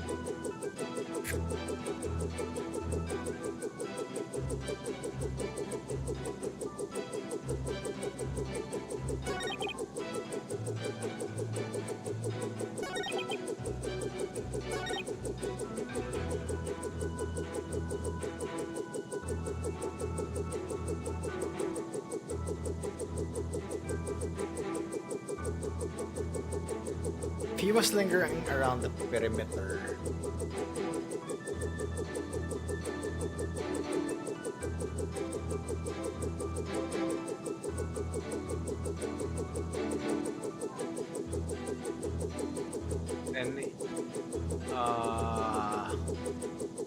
then Archie Buff should have seen him by his window, right?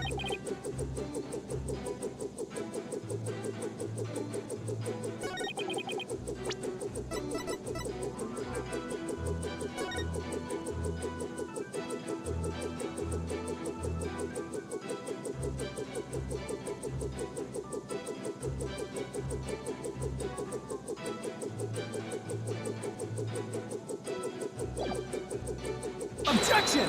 Damn it, it's not this one.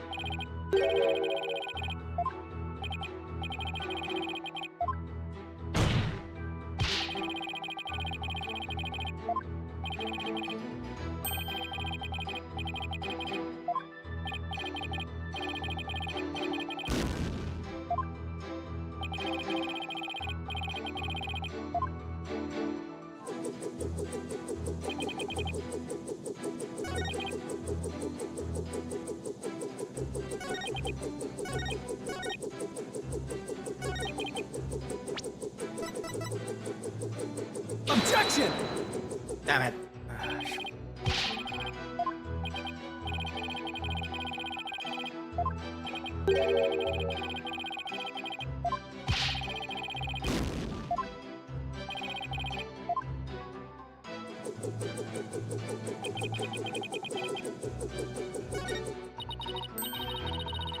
The StatCon statement sound dubious. You know what? You're right. Thanks, Athena.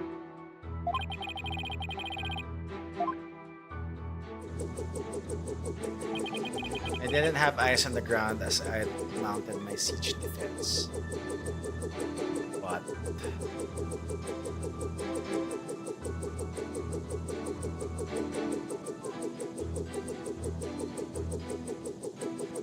I didn't have eyes on the ground as I look. Oh wait, is it the drone? Equipped with a camera and a microphone, so that means you must be flying around. Alright.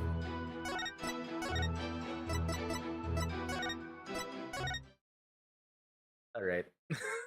Save scum.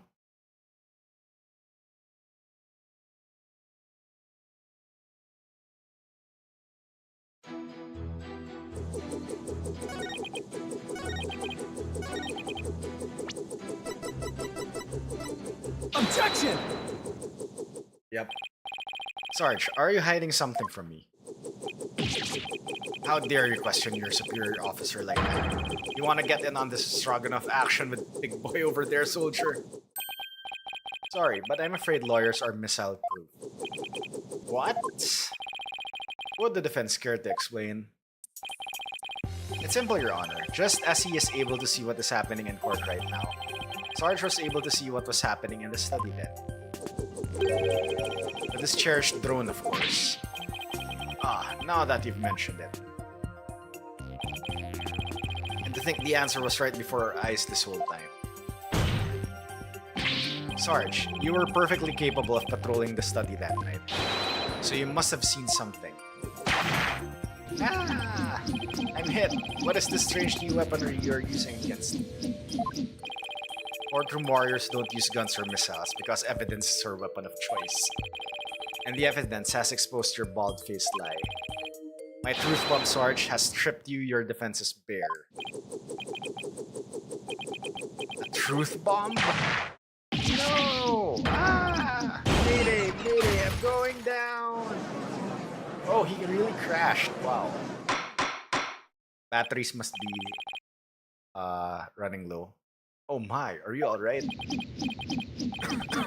Evidence. Never have I seen such fearsome ordnance. Tell it to us straight, Sarge. After all, you want to help your father, don't you? Papa. Yes, you want to find out who killed him, don't you? So please, tell us what you saw that night.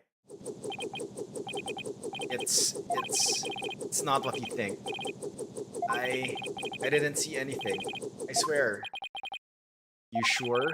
You seem awfully stressed for someone who didn't see anything. Sure. Wah!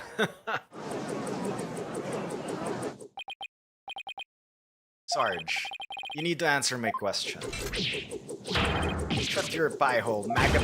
It'll be a scorching day in Siberia before a lowly private like you orders me around. So what's it with him in Siberia of all places? But if a scorching day is what it'll take, then maybe it's time to turn up the heat. Hey Athena, you think a therapy session might help? Well, it could help alleviate some of his anxiety. Plus, I'm picking up a lot of discord in Sarge's voice. That usually means the patient wants to say something but can't for some reason. And in Sarge's case, I imagine whatever's plaguing him is pretty severe. In that case, I leave it to you and your mood matrix magic. You got it. Your Honor, I believe I can be of help here. Time for a therapy session, is it, Miss Sykes? Yes, it will help the witness with his anxiety. Maybe even enough to testify. Then by all means, please bring the poor child out into the light of day. Oh, but I assume this will be alright with you, Mr. Right? Why not? It's not like we all haven't been through this before. What are you butting in for, lady? There ain't a place on this battlefield. Objection! I beg to differ, Sarge. This G.I. Jane's always ready for a fight in the court. And wait until you see what I've got in my arsenal. Analytical psychology. With it, I'm going to blow a big ol' hole in the armor you've built around your heart. Wah! First evidence, now analytical psychology. Where are these WMDs coming from? Well, if it's a battle you want, bring it on. You may have started this war, but I'm going to end it. Corpse Woman Sykes. You got it, Sarge. Time to seek out the agony buried deep in your heart. Brace yourself.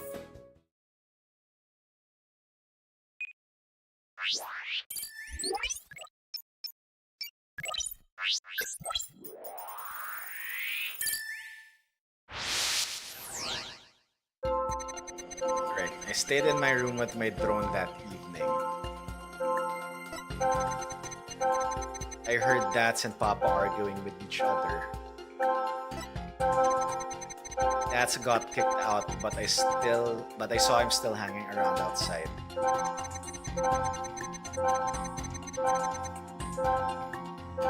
I was in my room, so I didn't know Papa was dead until the next day. So I'm looking for unexpected emotions and unnatural reactions, right?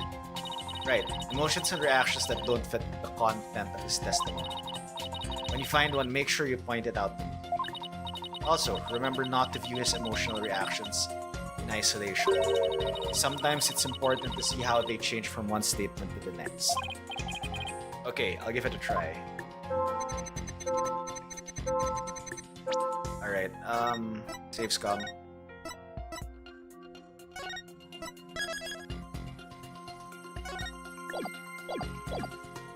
Right, stayed in my room with my drone that evening. He was sad. I heard Dats and Papa arguing with each other. He was both sad and shocked. Dats got kicked out, but I saw him still hanging around outside. I was in my room, so I didn't know Papa was dead until the next day.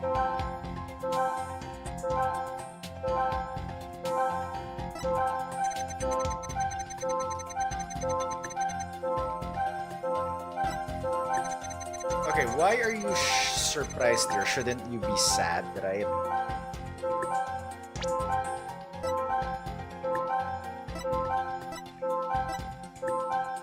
Got it! That's strange. You reacted with shock when you discovered your father's body. Yet you weren't nearly as shocked then as when you saw Mr. Arbol. Normally, you'd expect the death of one's father to be much more impactful.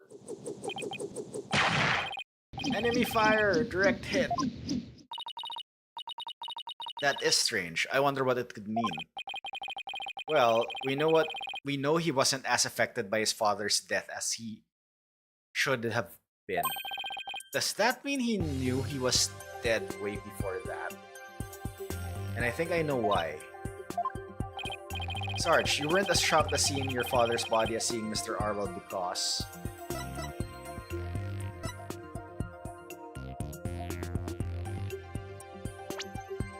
It's gone.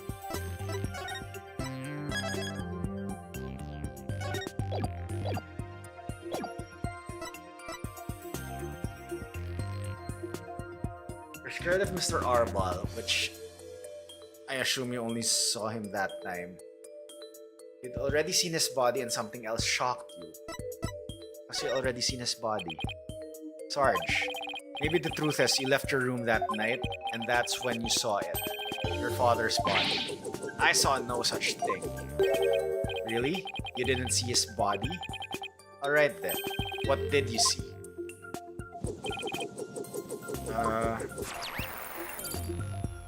Yep, you already saw his body. Look, Apollo, we've lost some noise.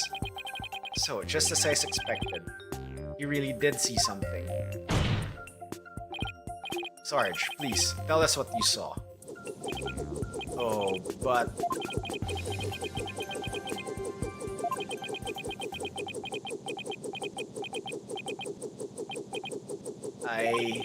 The moment I saw it, ooh, I couldn't bear it. I couldn't stand to lose yet another loved one. Huh? Am I missing something here? Is that why you weren't very shocked when you found out your father was dead? Because you had already sensed that he was a goner somehow? Maybe? Please, Sarge, what was it you saw on the night of your father's murder? Oh, gag. I saw... Ah. Ah! Ooh. What's happening? I don't like where this is going. Yeah! No more, please! Eek! Help!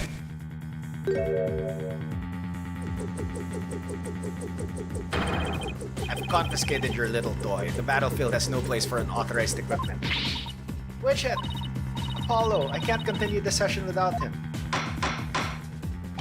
Calm yourself this instant, witness. I hereby order you to submit your therapy session. What in blazes?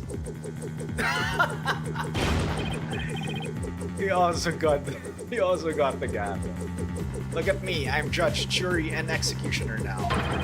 I hereby convene a military tribunal.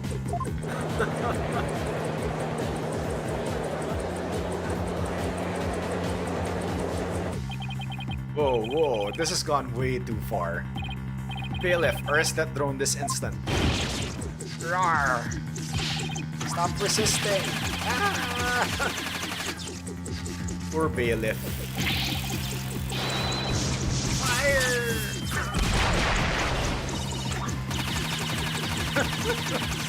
Even Red was like, yeah, we're screwed.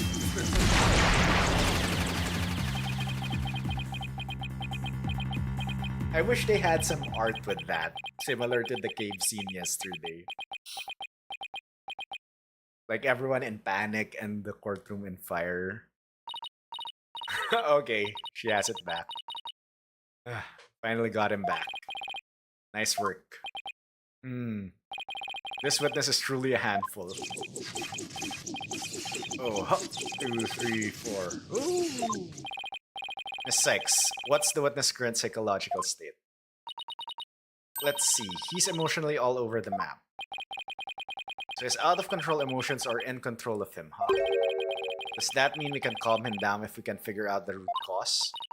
Yes, so let's see what we can find. Sarge, can you hear me? Oh, is that you, Corpsewoman Sykes? I'm here. Now, I want you to take a few deep breaths. Just try to relax. Try it with me. Breathe in. Breathe out.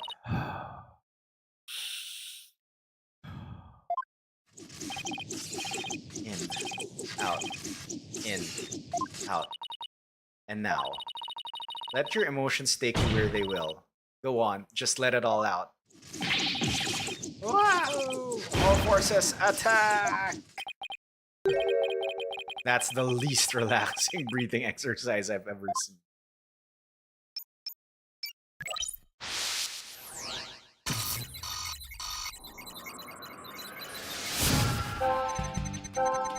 Dats was still hanging around after he got kicked out when I heard more fighting and I got worried about Papa. So I left my room, but suddenly I got dizzy and passed out. I remember a flame lighting up the room and Papa grinning with delight.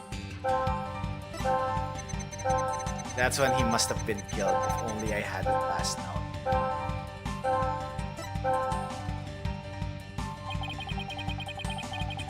So he has two out-of-control emotions, huh? And all we have to do is find out what's causing them to run wild like this. Yes, whatever the cause, it should appear somewhere in the mood matrix. Let me know if you think you found it. Easier said than done. Don't suppose you have any ideas on where to start. Well, I would think about Sarge's personality and his past. Those are the things that shape a person's emotions. You should be able to find something to work with from there.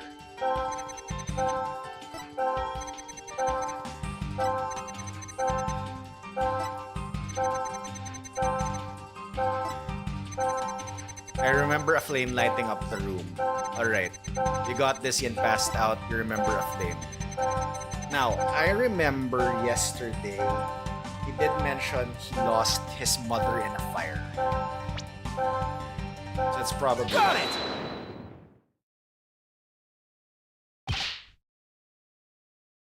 That's it. Sarge, you were overcome with shock and fear when you saw those flames, weren't you? Was I? Yes, just 6 months ago, you and your mother were caught up in an arsonist blaze. Yep, alright. So it's no wonder you would be extremely scared of fire. Yes, that does make sense. And maybe, just maybe, your subconscious fear of fire was what caused you to withdraw from the world. What do you mean, Corpse Woman Sykes?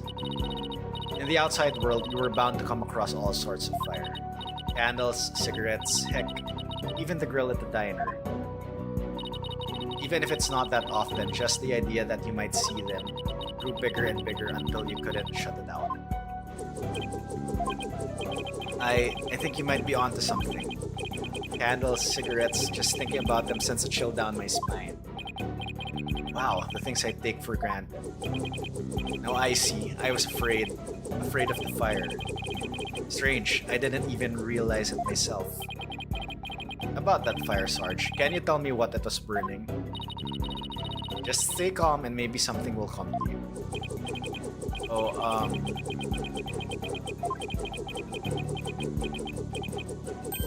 Oh, I'm starting to remember. It was... the orb? It was that relic. That relic Papa was studying. It was on fire? What? The orb was on fire?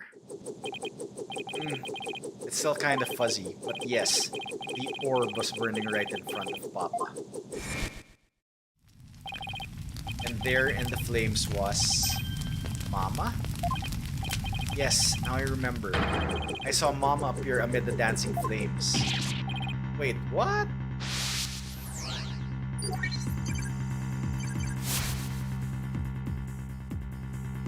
Oh my god, what the hell? This is creepy.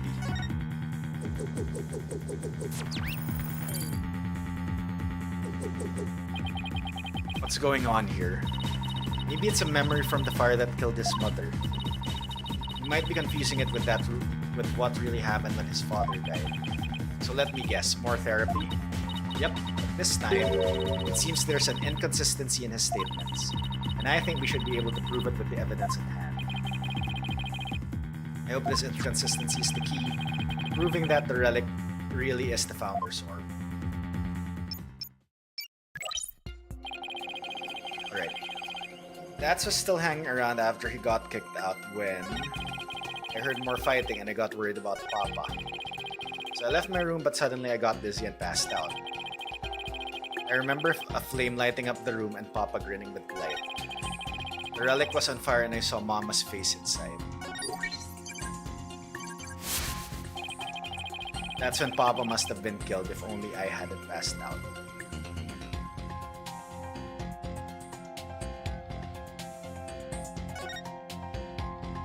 Okay. I believe Sarge's fear of fire is triggering a past memory. As a result, the memory of what he really saw is being suppressed. When he tries to remember, the past memory is being overlaid onto the more recent one. Wow, the mind sure is a tricky beast. So I'll just have to find an inconsistency. Right, once you find an inconsistent statement, present the evidence that proves it. Alright, what do we have? The thing is... he probably doesn't have the orb at this time because he hid it in the cave, right? That's the only evidence I have.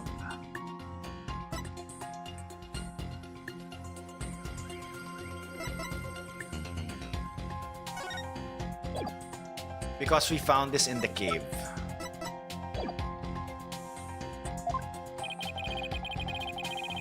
The main issue here is when the doctor was murdered. Was he really killed while Dats was there? Yo, Tilted, what is up? Welcome on in, buddy. How are you doing?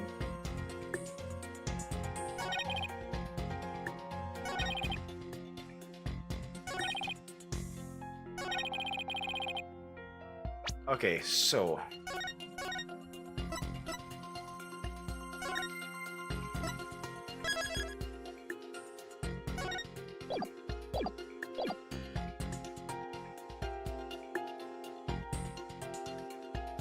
the relic was on fire and you saw Mama's face inside. But I don't know if the relic was there since...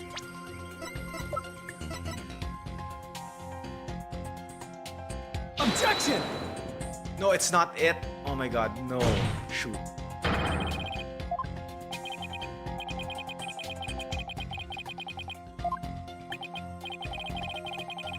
So that wasn't it. Ah, shoot. What could it have been?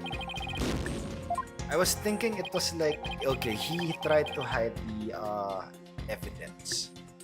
I mean, he tried to hide the orb. So it couldn't have been with him at that time.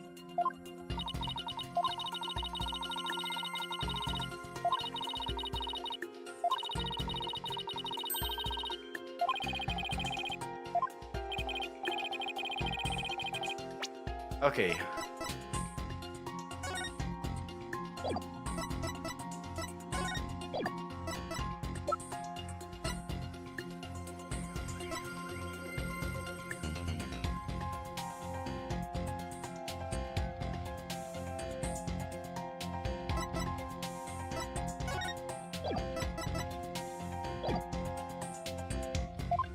Could it be the raincoat?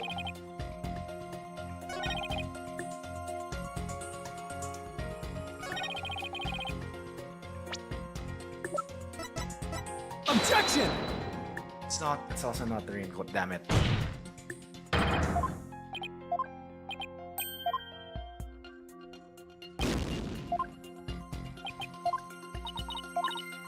Arch is saying that his father was burning the orb when he was killed, but doesn't that seem funny to you?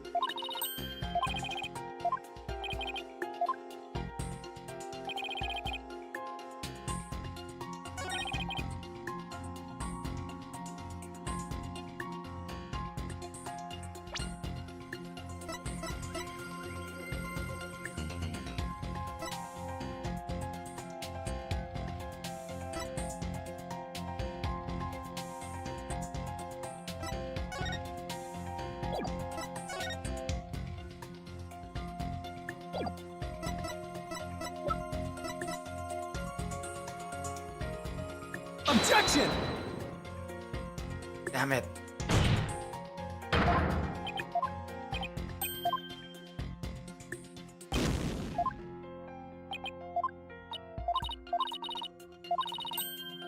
What the doctor was up to that night, it doesn't add up. Alright.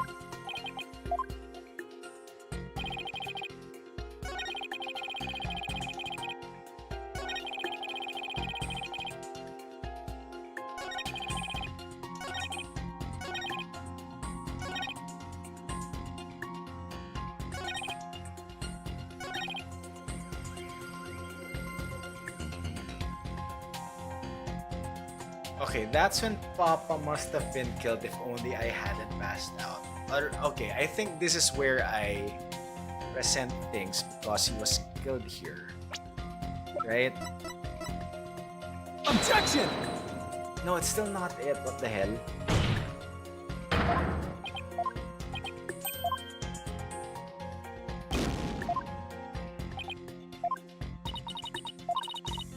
His father was burning the orb when he was killed, but doesn't that seem funny?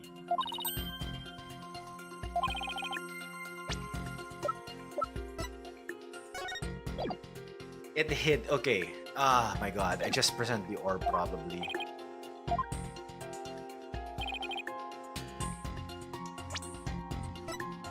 Objection! Okay, yep, I present the orb.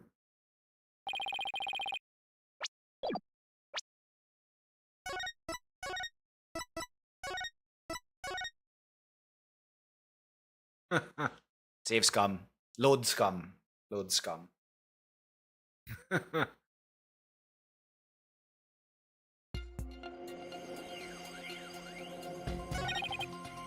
Okay. Yep, the doctor hid it in the ruins before his untimely. Objection! Ah. I tried presenting like, oh my god. Anyway, don't blame yourself, Sarge. After all, even if you hadn't passed out, the outcome would have been the same. What do you mean? I'm talking about the time of death. Your father wasn't killed right after you left your room. What? Explain yourself at once, Private Justice. What you saw? What you said? You saw your father burning the orb, right? But that night, he went out to hide it in a cave. So, what you saw, Sarge, was something that happened before your father left to hide the orb. Ah, so you see, you didn't pass out right before he was killed. You passed out right before he left for the cave to hide the orb in the ruins with it. So even if I hadn't passed out, that's right, the outcome would have been exactly the same. That's because your father, Dr. Buff, was killed after he returned from the ruins. And therefore, Sarge, there's no need for you to blame yourself. Oh, I see.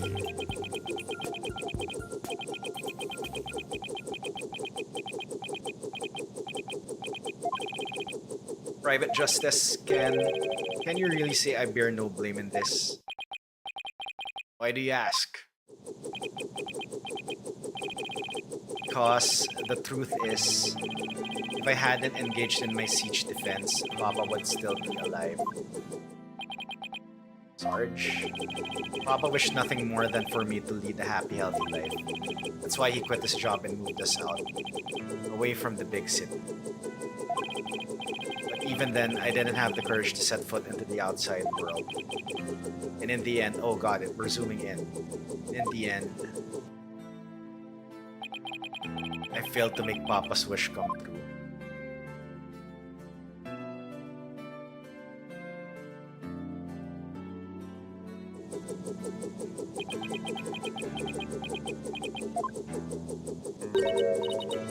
Sarge?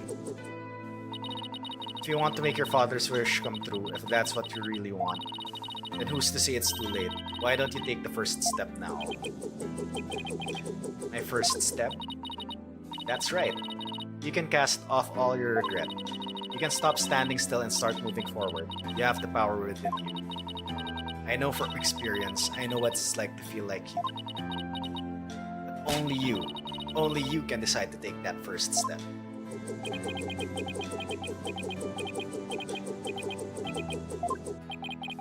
You don't change your tactics now, Sarge. The victory you seek in the war you're waging will always lie beyond your grasp. And if I don't have butts bot in my channel. Touch grass. I think I understand now. I've made up my mind.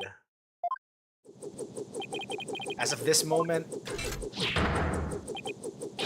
I will suspend my siege defense indefinitely.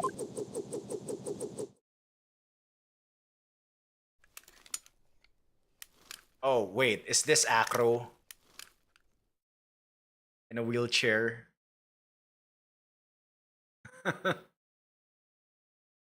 Oh, alright, he's... It's a she? Huh? Sergeant Buff reporting for duty. What? I thought you were a guy. You're definitely not the gruff drill sergeant I envisioned. Well, my mama was in the Russian army. I was just as shocked, but it certainly explained a few things when I found out too. May I introduce you to Miss Army Buff, age 12. No way.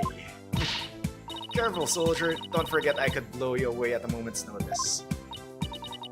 She's just too cute. So, have you always been in a wheelchair, Sarge? Negative. Only since I was injured in the fire. Your voice sounds awfully different from before.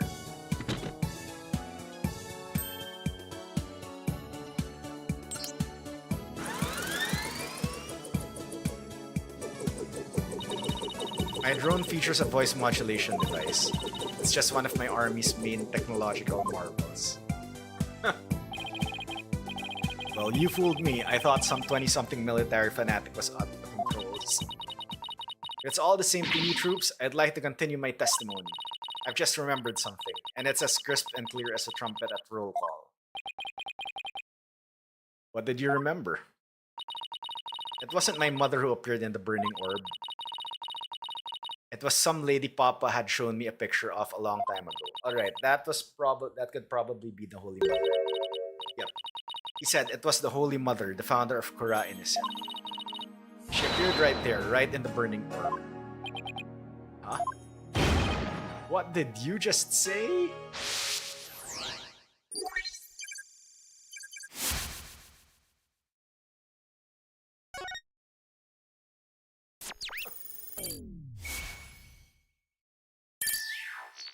Bye-bye. The Holy Mother of Kura Innocent was in the burning orb? What does that even mean? I have a bad feeling about this. Could it be? Could this explain what Sarge means by the Holy Mother appearing in the burning orb?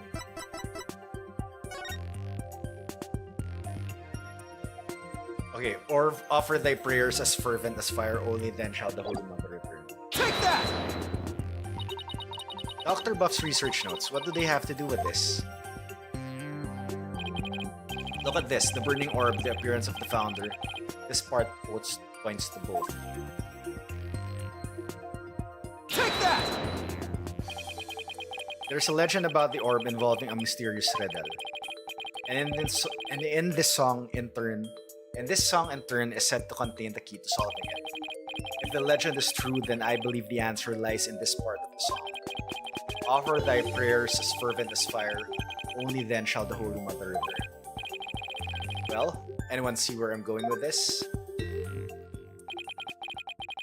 Prayers as fervent as fire. Ah! You're supposed to set the orb on fire? The whole stanza seems to suggest that the founder will appear if the orb is set on fire. Wait, so the doctor, Yes, Athena. He had solved the ancient riddle of the founder's orb. Oh my.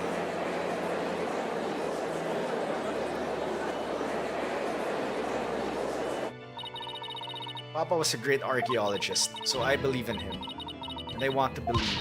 I want to believe he achieved this long-time dream of solving that riddle before he died.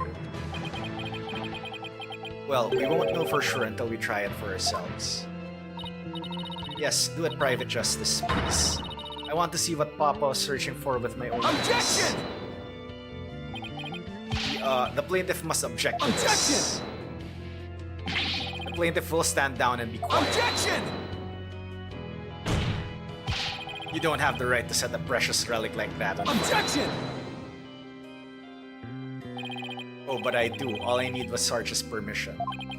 Since we still don't know if this treasure is the Founder's Orb or the Crystal of Amy Faye. Any ownership rights the Doctor had now belongs to his daughter.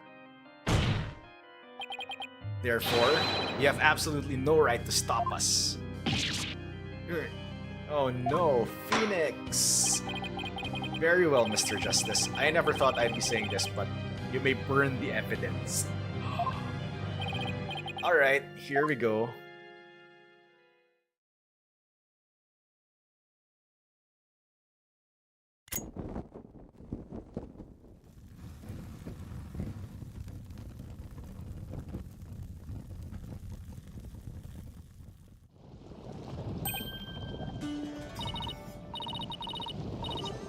Follow the inside of the orb. It's melting. There's something in there. It has a face. Urk, isn't she? Her garb leaves no room for doubt. It's the founder herself, face and all. I don't understand. The greatest of taboos in Kura'inism is the depiction of the founder's face. Yet here it is, hidden within this orb. Eating the founder's orb revealed the statue within. Sorry, Mr. Wright, but as you can see, the issue is crystal clear.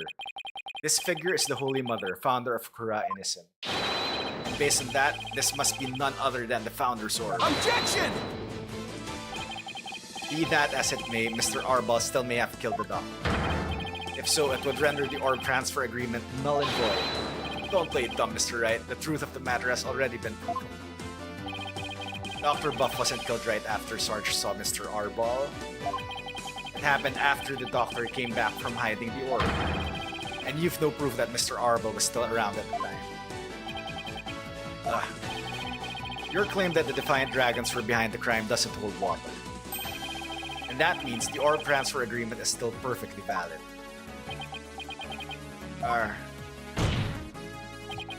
Admit it, Mr. Wright. I just burned your whole case to the ground. Oh yeah. Oh no!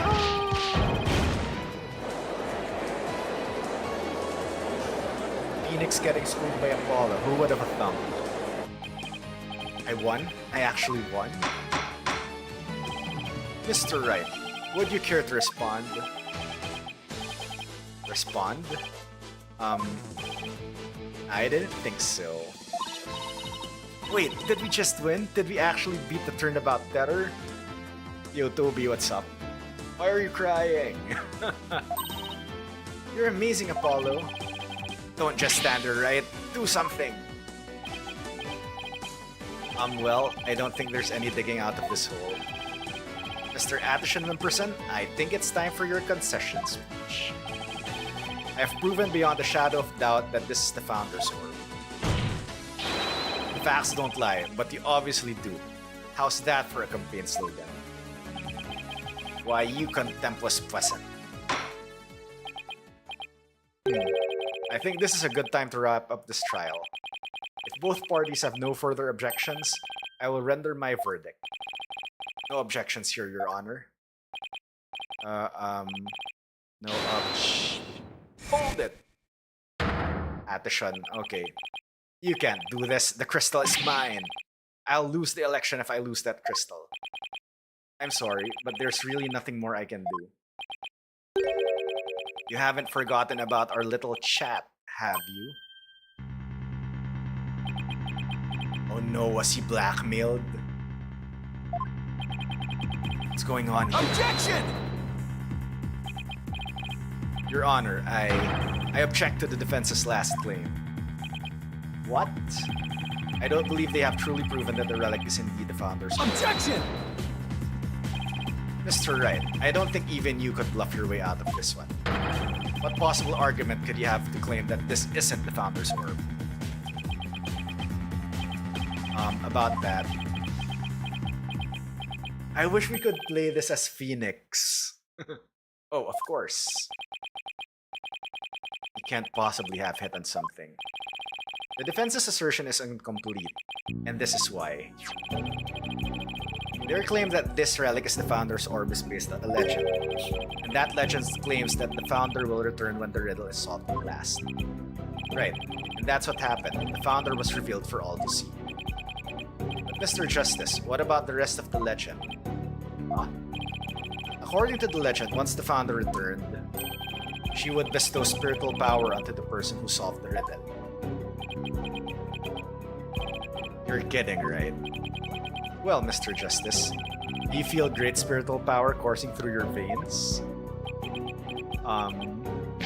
No. But receiving spiritual power isn't stuff. It's all just mystic mumbo jumbo, right? Maybe so, but you're the one basing your claim on said legend. And what we saw here does not fully fulfill it, does it? No, but... Consequently, you cannot rightfully claim that this is the Founder's Orb.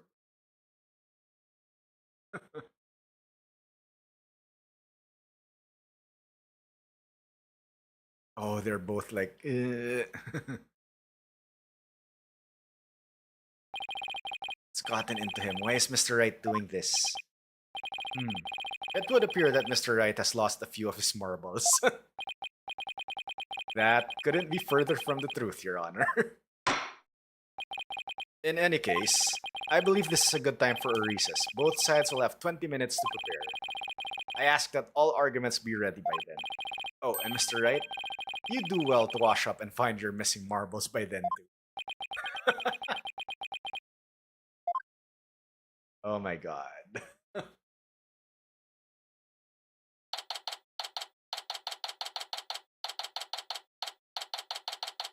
May 17, District Court, Defendant Lobby number 3. Mr. Right is sure acting funny. I mean, he's famous for going out on a limb, but that last assertion was just plain crazy. It's either a bluff or a Hail Mary. Either way, it doesn't make much sense. Maybe there's something we're missing here. Although, he seemed perfectly normal when we spoke earlier. Apollo, I have a bad feeling about this. I'm going to go check up on him. What's going on with you, Mr. Right? Hey, Private Justice. Oh, Sarge. Forgot to mention something. On the night of Papa's murder, a strange thing happened. Oh? But why are you only telling me about it now? Well, I didn't say anything before because I thought Papa's death was an accident. But now that we know otherwise, I figured it might be important. There's still more to this case? When I left my room and lost consciousness, I passed out right here. Alright? Okay, why are you near the entrance if, like, your room is there? That's right above the coffee bar. Alright, the coffee bar will now play a role in this case. But when I came to... Someone was pushing my wheelchair. What? I was so scared I beat a hasty retreat as fast as my wheels could take. Do you know who it was? No, it was pitch black. Plus, I fled to my room so fast I didn't have a chance to turn on the lights. Maybe it was your father. No, he would have said something to me. Besides, I'd have known if it was him. So then, it could have been... your father's real killer? My thoughts exactly. But you didn't report this to the police? It didn't even occur to me. It's okay. You're obviously still upset, so don't beat yourself up over it.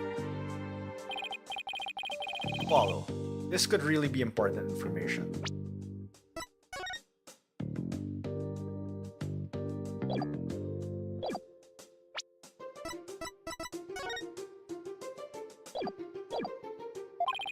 I think the act of pushing Sarge's wheelchair could be part of some bigger scheme. It's hard to see why else the killer would have done such a thing. Guess I should take her statement down as evidence. She fled to her room when she realized someone had moved her while she'd been unconscious on the second floor. Oh, welcome back, Athena. What's with the long face? How did it go with Mr. Right? What should I... Athena. Oops, sorry, zoned out there for a sec. Recess is almost over, so let's go. Ha ha ha! What is that all about? Okay, it looks like everyone knows what's up except for Apollo.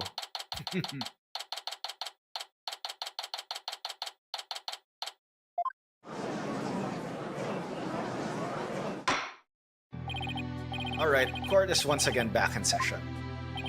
Now, Mr. Wright, about that last objection you raised. We, the plaintiffs, still believe that the defense has yet to sufficiently prove its case.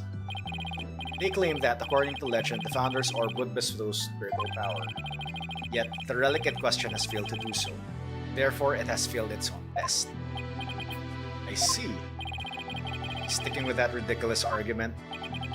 Furthermore, even if it is the Founder's Orb, it can't be awarded to the Defiant Dragons. After all, they were the ones who killed Dr. Objection! What are you talking about? That was already proven to be false. There are now grounds for asserting that the Defiant Dragons murdered the Doctor. Oh, but I'm afraid there are, Mr. Justice. Your Honor, I would like to present new testimony to this court. Testimony that will show that That's Arbol did, in fact, kill Dr. Buff. What? Very well, you may call your witness. Guess Mr. Wright found another new angle. What new testimony could there be this late in the game?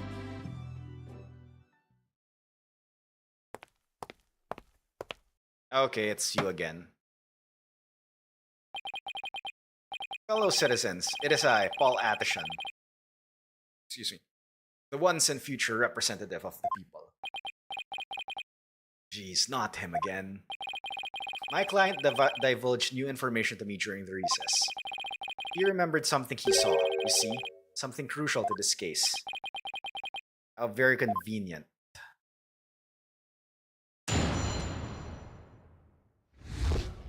That's a crime. It was around 11 at night and I was out on a mobile meet and greet around the village. What was the time of death? Okay, between 10 and 11. That's when I saw Dr. Buff being murdered from outside his study window. Mr. Arbol snuck up from behind and struck him on the head. His weapon of choice, a suitcase. A big strong man like him could easily swing a heavy suitcase into someone's head.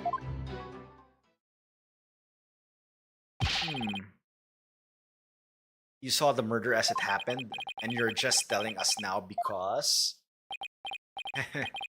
I saved the best for last. It's a tactic known to all the political greats. The murder weapon was a complete mystery, but my client eyewitness account has finally brought it into the light. According to the autopsy report, Dr. Buff was struck in the head by the corner of some object. I suppose that could very well be the corner of a suitcase. Objection! But eyewitness testimony isn't the same as hard evidence. Oh, I wouldn't worry about that if I were you. What's that supposed to mean? We have physical evidence too. A luminol test revealed.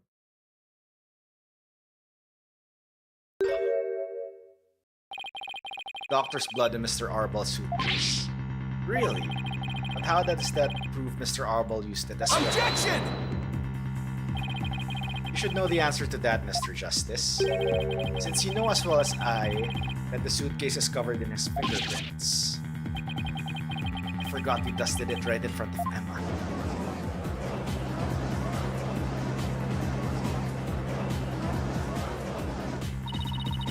Turnabout's terror strikes again.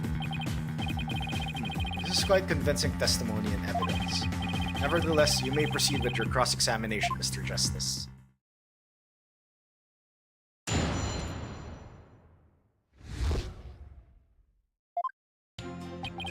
Okay, we're in Allegro mode now.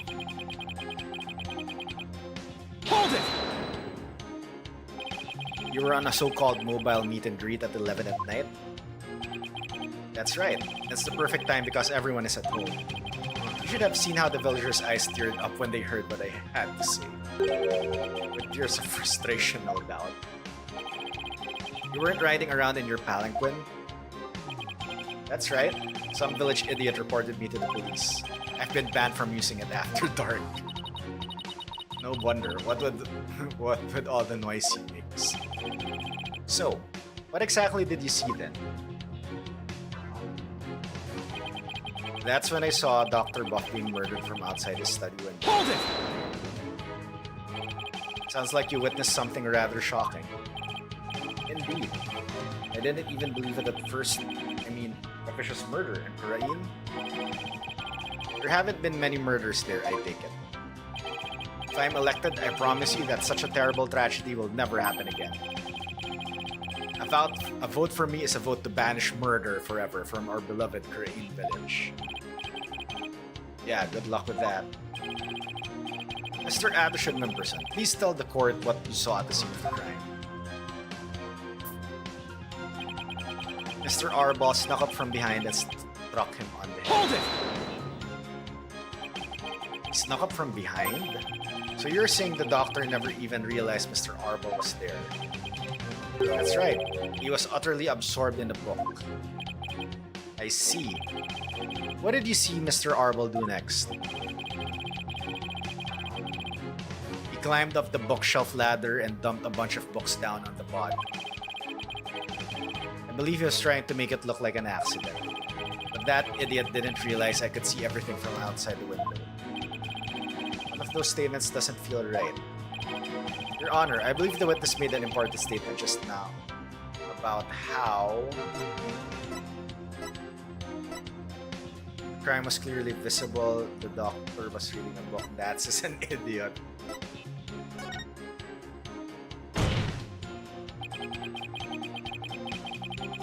That the doctor was reading a book at the time of the murder, that's vital testimony. Very well, the witness will please add that statement to his testimony. The doctor was standing in front of the bookshelves, absorbed in a book. Hold it! Okay, now I think I get it because we do have his glasses, right? Yup. If he was reading a book, he should have his glasses and that should be on him, right? That doesn't sound like a good way to score points with the voting public. I'm a politician, not a superhero. I'm under no obligation to risk life and limb. He sure is quick to deny his obligations when there's nothing in it for him. I'm getting tired of listening to his endless campaigning and flimsy rationalizations. About your testimony, Mr. Addison Memberson. You said Mr. Arbol struck the doctor from behind while he was absorbed in a book. Yes, that's exactly what happened. His weapon of choice, a suitcase. Are you sure? Positive. I saw it with my own two eyes. Yet, despite your certainty, you kept quiet about it until now? No, I was waiting. I knew there would be a perfect chance to talk about it later. Information was always to be disclosed in a strategic manner. That is one of the lessons of Kingcraft, as taught by the Atishan clan. Is there a lesson by chance in the Atishan Kingcraft guidebook on being honest? Anyway, I saw Mr. Arbol commit that heinous crime. A big strong man like him could easily slip a heavy suitcase into someone's head. Hold it! I would have to agree, that suitcase is really heavy. Wait a second. How did you know it was so heavy? For all you knew, it could have been empty. Objection! My client witnessed the crime in progress, so naturally he saw Mr. Arbol straining to lift what is obviously a heavy suitcase. I can't say I'm a fan of you trying to discredit my client by tripping him up, Mr. Justice. But I'm just doing what you always do, Mr. Right. Dr. Buff was struck from behind while he was absorbed in a book. He must have been really into it. It doesn't add up. What doesn't? That Paul Addison is lying, I'm sure of it.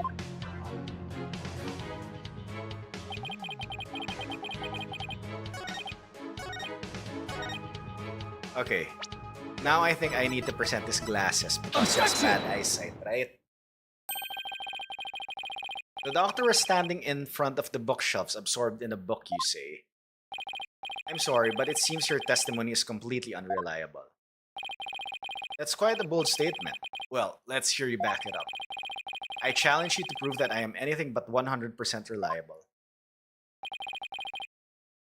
It would be my pleasure. Lately, it seems the doctor's eyes had gotten so bad he needed reading glasses. However, his reading glasses were over on his desk. So you see, there's no way you could have been reading in front of the bookshelves. I'm sorry, Mr. Addison Memberson, but I'm going to have to ask you to explain this discrepancy to the voting public. Yeah. You what? I'll explain it, you lowly cur. I simply made a mistake, you see. The doctor was actually sitting at his desk when Mr. Arbol hit him over the head. But then the doctor would have been facing him. Surely he would have seen him and tried to run. Dr. Buff was nodding off. I could tell because his eyes were closed and he wasn't moving. Sounds more like what you would do. And how do you explain the fact that he was struck in the back of the head? Isn't that something that should be impossible from the front of the desk? Oh, about that, he bowed his head when he nodded off. That's when he was clobbered. So that's what you saw. Well, Mr. Justice, that sounds like a perfectly reasonable explanation to me. Do you have a problem with the proposal that the doctor was struck while nodding off? Okay, save scum time.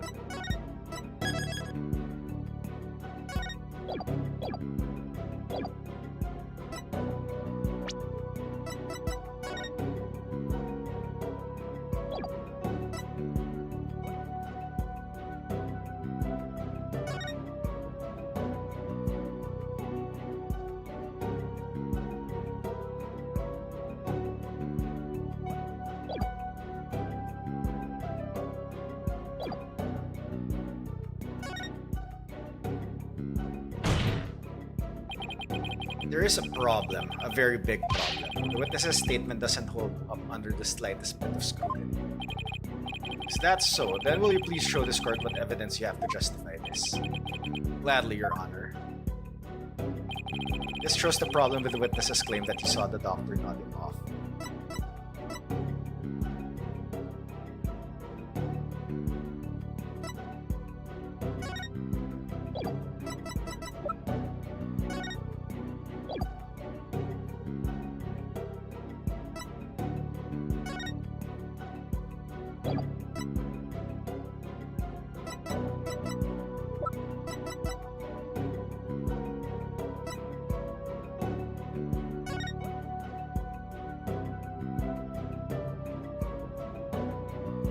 You should still be wearing the glasses.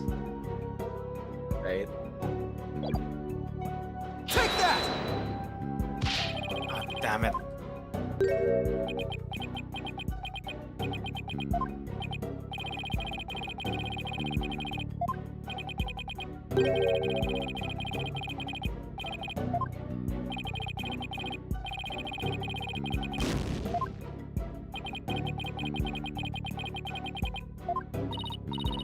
Oh, think about the relative positions of the witness and doctor again. Alright.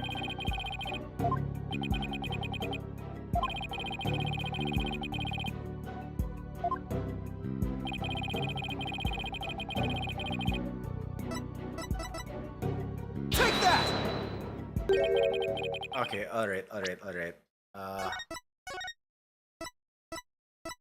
Final cross-examination, finally. Jeez.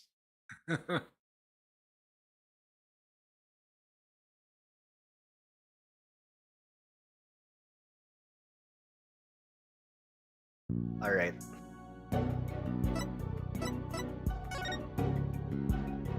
Okay, big problem.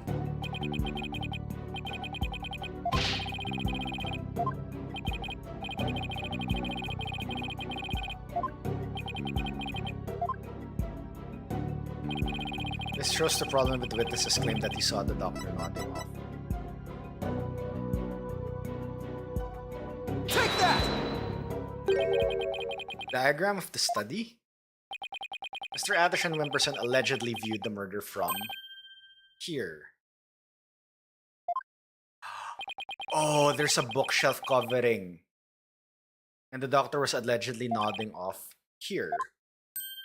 Yep, there was the bookshelf, alright.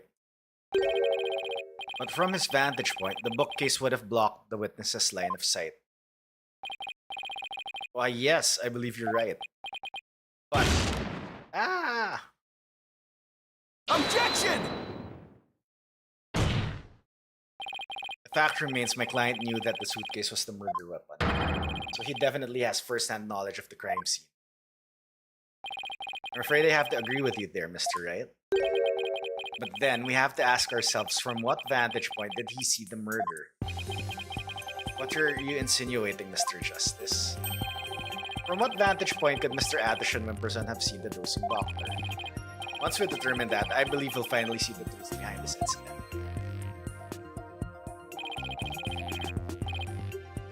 The witness saw the murder from right here.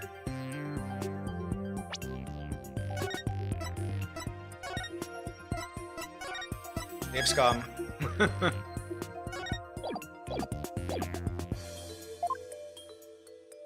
Did he see it in front of him? Take that! You've got to be kidding. But that's... It is indeed. But everything only makes sense if the witness was there in the study. Inside the study? But that's the scene of the crime. I know. Mr. Addison Wimperson, the man who claims to be a witness to the murder, was most certainly in that very room. Apollo, are you suggesting... Mr. Addison Wimperson? Weren't you the one who actually swung that suitcase? Objection! Yeah. What you're proposing is ludicrous. My client is a small, thin man, whereas Mr. Arbol has the musculature to pull it off. He has a point. I gave up trying to lift that thing after one go. That's right, he's the only one who could have lifted such a heavy object. Now, do you understand? The rebel Dats Arbol is the doctor's killer. As long as the suitcase is the murder weapon, the suspicion falls entirely on Dats. I'll have to poke a hole in Mr. Wright's argument somehow, Apollo. Oh, I will. And with his own technique, no less. If Mr. Addison Wimperson couldn't swing the suitcase around, we'll just have to consider another way he could have used it as a murder weapon instead. I'm going to turn this case on its head, Mr. Wright, just like you thought. You talk big, Mr. Justice, but do you have what it takes? Well, this should be interesting. Mr. Addison Wimperson's testimony has been filled with one inaccuracy after another. First, he said that Dr. Buff was in front of the bookshelves. Now, he claims that the doctor was sitting at his desk. So where was the victim really when he was killed? Also, where was his killer and how was the murder weapon really used? So the important thing here is the position of the victim and the killer relative to each other. Yes, Your Honor. If they are positioned in a certain way, it would be possible to use the suitcase as a weapon without lifting a finger. You can't mean. I would ask the court to recall the study's layout. It's quite distinctive, as you can see. Now, if Dr. Buff were sitting at a certain spot and his killer was at a certain other spot, that suitcase would become a weapon anyone could use. Okay, now I think I get it. Because the night of the incident, Army fainted in the hallway above the coffee bar after witnessing the doctor burning the treasure. When she came to, someone was pushing her wheelchair. Alright, so it was above, the doctor was at the coffee bar. That also explains the coffee stain on the book.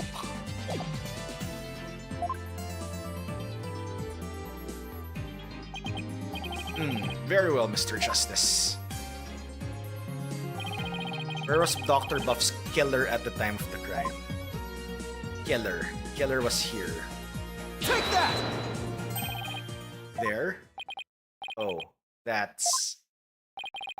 This should wrap things up nice and pretty for you, Mr. Wright. I would ask the court to recall the study's layout. But this time, instead of thinking in 2 dimensions, let's think in 3. Only then we can clearly see the killer's method at work.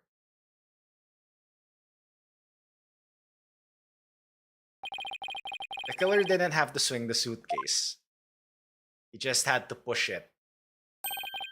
If he used gravity to this advantage, that is.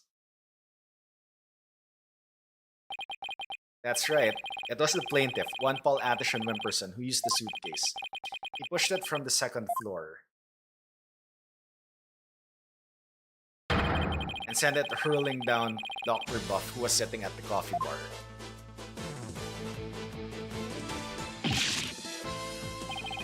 The psychology book had been at the coffee bar, no doubt.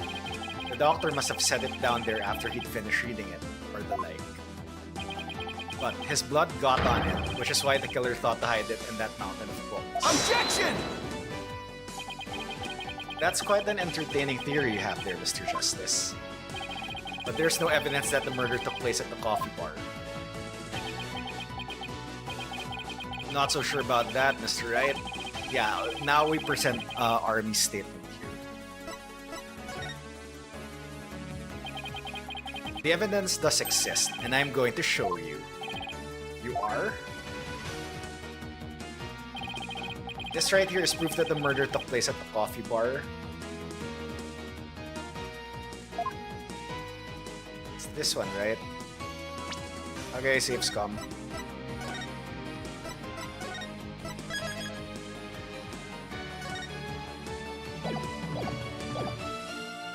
Take that! This brown stain was determined to be coffee. What's more, it was still a bit damp when we saw it yesterday morning. One look at this book speaks volumes, I'm afraid, Mr. Wright. Tells us the doctor was having a cup of coffee at the coffee bar. That's when the suitcase came hurtling down, striking him on the head, causing both his blood and his coffee to splatter onto it. Well, Mr. Atterson Wimperson?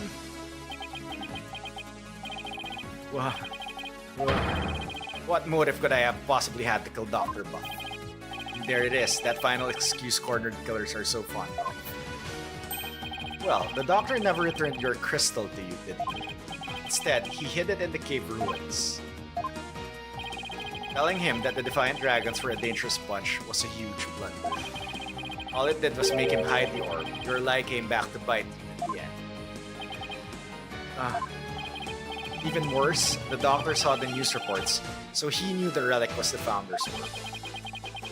Being the conscientious researcher he was, he knew he had to return it to its rightful place. And that meant keeping it out of your hands. You were so angry that he refused to return that relic to you, that you killed him with your own hands. Isn't that right, Mr. Atterson Wimperson?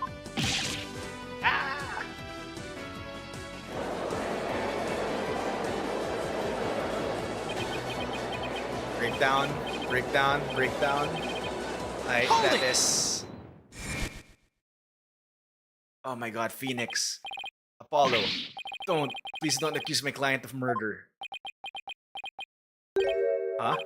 What do you mean, don't accuse him? Why would you even say that, Mr. Wright? Or what I meant was, he's a promising politician with a bright future ahead of him. Oh my god. It's in our nation's best interests to avoid burdening him with the taint of scandal. Say what? More tape, really? Right, you'd better do something to change the current courtroom climate, or I'll be charged with murder. And you know what will happen to her. Oh my god. Is he being blackmailed because of Maya again?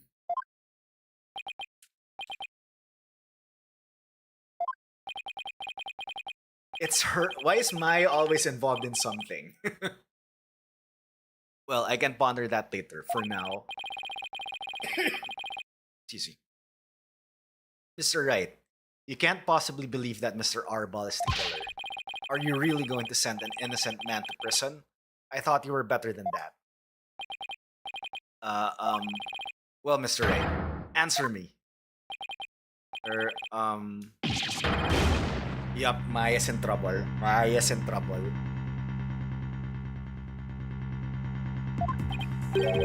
Mr. Wright? What in the world's going on here? If you won't say anything, then... Mr. Atterson Wimperson, the defense hereby accuses you of... Apollo, wait! Not you too, Athena! It's just, I wasn't sure whether I should say anything, but during that last recess when I went to check on Mr. Wright, I overheard something I shouldn't have. I trust Maya is unharmed. Yup, it's Maya. I can't really say, but just remember, if I'm arrested or fail to obtain the treasure, there will be consequences. Consequences of the worst kind, if you catch my drift. Relax. All you have to do is ensure I get my hands on that relic. I must deliver it to my benefactor at all costs. What do they want that relic for anyway? It's something to do with an old legend. My patron seeks the greatest power said to be granted to whoever solves its secret. My god. Don't tell me. Maya, as in Maya Fey? Yes, the boss's legendary former assistant. Miss Fey's being held hostage? So it seems. Why didn't you tell me as soon as you heard this? Sorry, it's just Mr. Wright spotted me before I could slip away and made me promise not to tell you. He said it would make things more difficult if you found out. As if things weren't already hard enough. So that's why Mr. Wright was acting so strange. I had no idea. This must have been excruciating for him.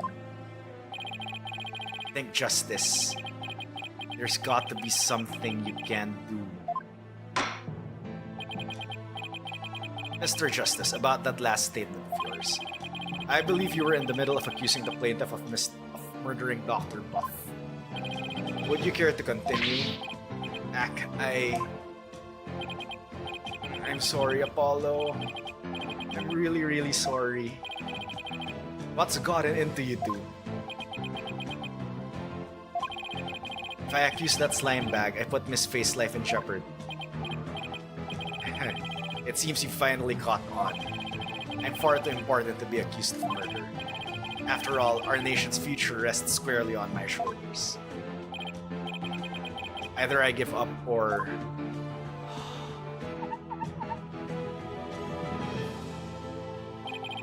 Once I present the crystal to my patron, my victory is assured.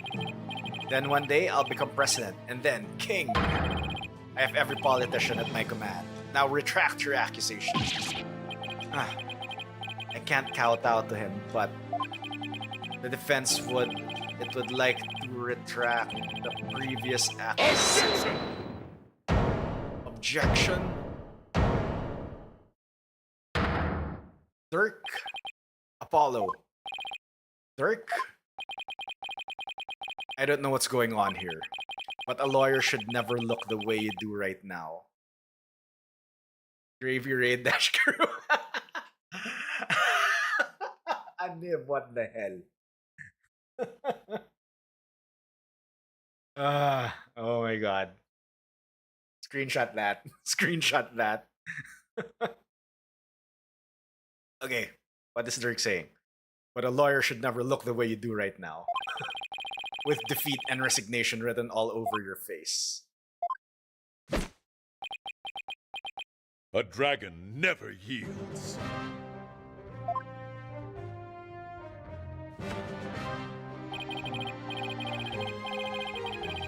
Even when wounded, a dragon bites down hard and never lets go till it's dying.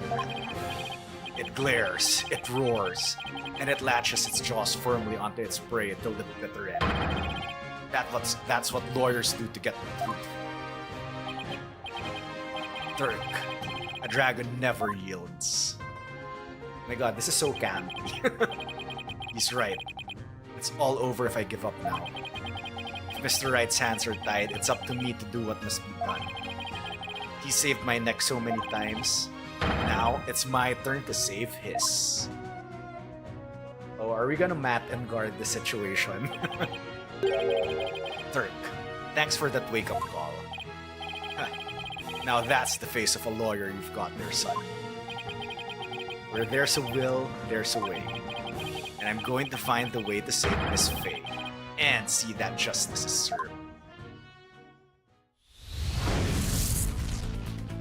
Okay, visualization time.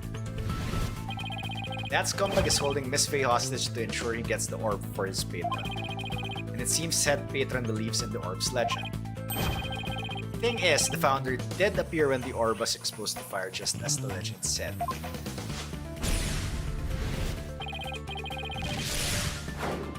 If the legend is true, then we've already solved the riddle, right? Yes, we have. No, not yet.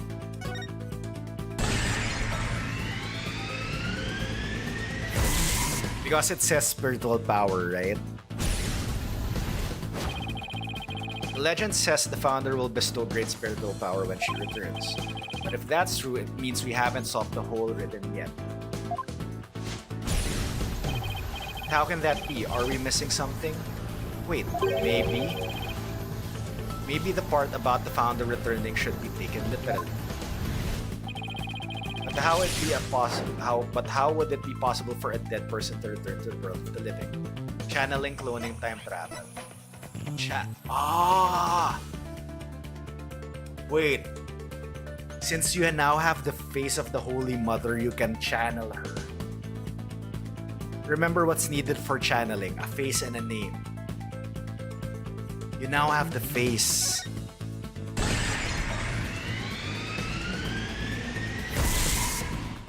She want the other shit. Sorry, Coburn. Damn it. Sorry. Oh, I know. There is a way for the dead to return. Spirit channeling. Of course, you'd have to know what the founder looks like first. But the orb has revealed her face to us, so what if it's a sign that we should channel her? Given the facts, in order to solve the riddle and receive the founder's orb, I'd need it. Okay, fine. For shits and giggles.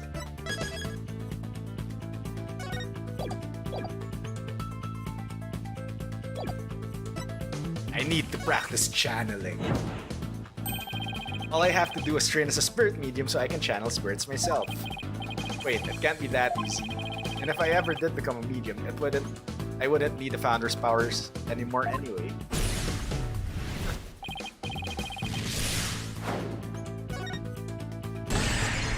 Oh, will Maya be channeling the Holy Mother? A medium is needed to obtain the power. The ability of a medium to channel spirits is the final key to unlocking the orb's secret. That means Mr. Attishan Wimperson's patron will need one too. And once that slimy politician realizes that, he won't be able to lay a finger on Miss Faye.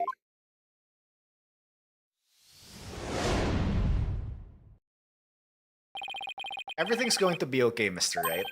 Because Mr. Paul Attishan Wimperson can't afford to harm a hair on Miss Faye's head. Huh? Mr. Attishan Wimperson, it seems you've chosen the wrong person to take hostage. What do you mean? Your patron seeks to solve the orb's riddle, and thereby receive great spiritual power. However, only Maya Faye can truly give them what they really want. So can Pearl. She can? What do you mean, only Maya Faye? Think about what the return of the founder really means. We should have considered it more literally. After all, the orb was made in the kingdom of Khura'in, the birthplace of spirit mediums. I think I see now. You need to know what the deceased looks like in order to channel them. But in Khura'anism, depicting the face of the founder is taboo. However, her true face was hidden in the orb. So maybe the orb is telling us to try channeling the founder. Exactly. Through a spirit medium, the founder can quite literally return. And if the legend is true, the founder just might bestow spiritual power on someone when she does. It's like when Pearls imbued my Magatama with spiritual power. If a human could be imbued with such power in a similar manner, it is said the founder possesses immense spiritual power. Such a great feat would not necessarily be beyond me. Wait a second, then the legend is true? Do you understand now, Mr. Attishan Wimperson? You're holding hostage the final key to unlocking the orb's secret. And if anything were to happen to her, the riddle would remain unsolved forever. Ah.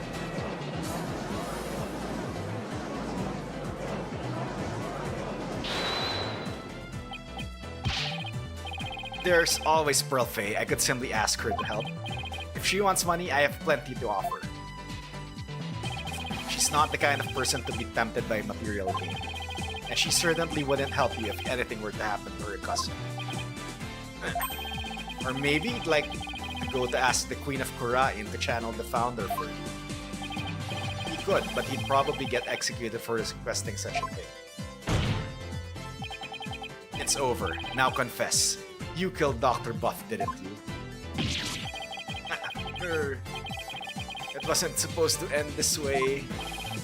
Mr. Atherton Wimperson, are you admitting to committing the crime? Or, You're my lawyer, right? Do something. It's true that I am your lawyer, and as such, it's my job to defend. However, defending my client isn't the only duty a lawyer has. There's something else that's equally as important. The truth. And that is finding the truth. What? Mr. Atherton Wimperson, you have sought to twist the truth in the dirtiest of ways. I was complicit in your hostage-taking, but in a way, I was being held hostage too. Alright, he was put again in the man on guard situation, so I don't know why he agreed with that.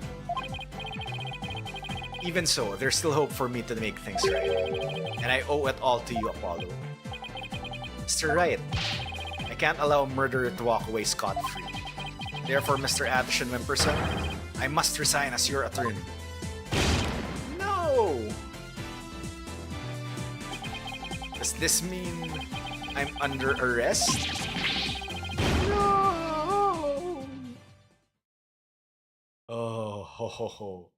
Breakdown time.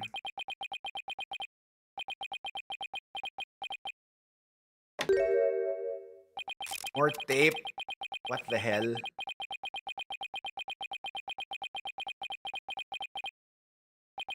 Well, I've nothing to confess. What? I said I've nothing to confess. I don't and I won't, especially not to a plebeian like you. This guy doesn't know when to give up.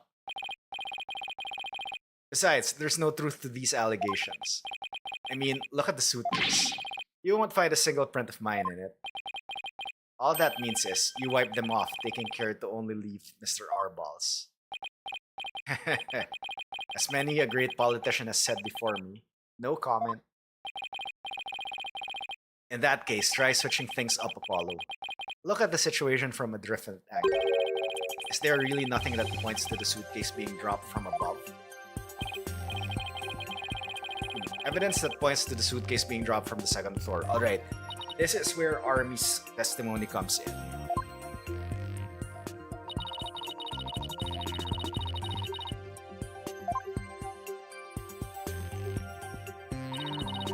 That would place him right around here.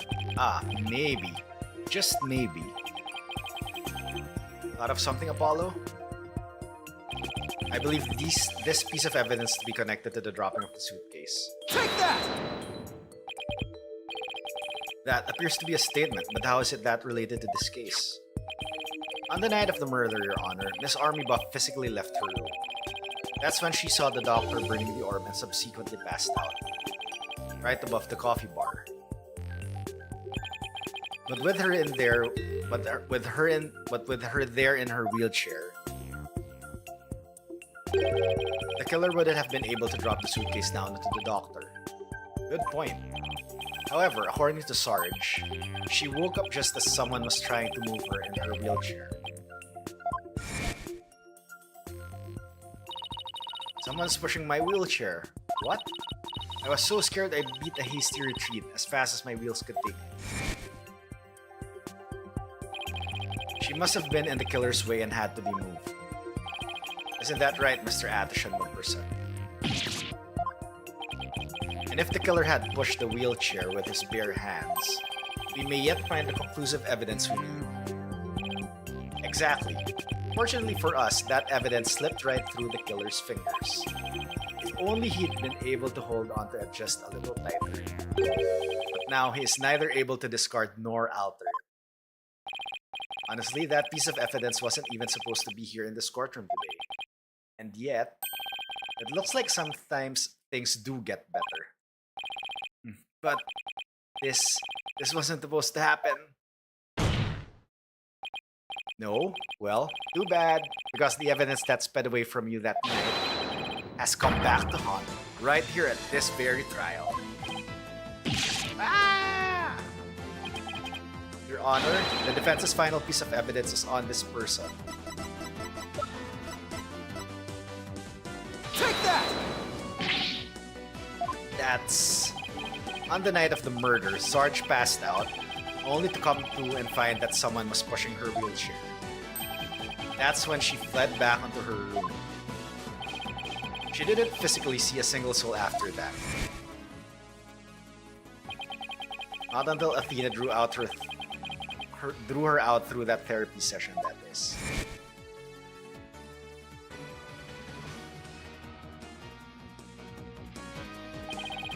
While the killer was able to wipe the prints on the suitcase off, the same can't be said for the prints that got away. Ah, my fellow Korainians. Well, Mr. Paul Addison Wimperson, try to explain your way out of this one. The podium is all yours. Breakdown. Paul Addison, savior of Korain. I'm not a crook. My political career, it can't end like this. I'm destined for great things. Something's wrong. This isn't real. It's a dream, no a nightmare. Ooh. What? Wait, really? Ah! Oh, no way! Banzai! Banzai! Banzai! Breaking news, Paul siya na sa Western Movie Charts 6th. Ako sa Electrode.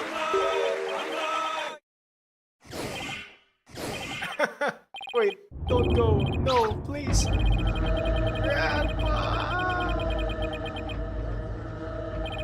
Holy crap, what a breakdown. What a breakdown.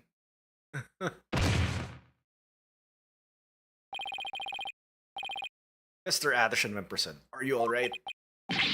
Bailiff, get him to the first aid station, on the double.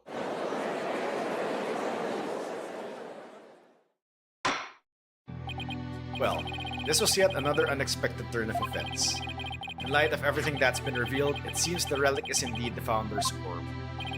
And it seems Mr. Paul Addison Wimperson can be considered a suspect in Dr. Buff's murder. Apollo, I want to thank you for everything. Thanks to you, I didn't have to keep bending the truth. I don't know what I would have done without you.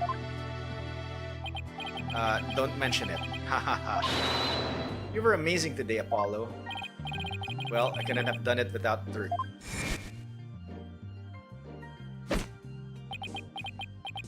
A dragon never yields.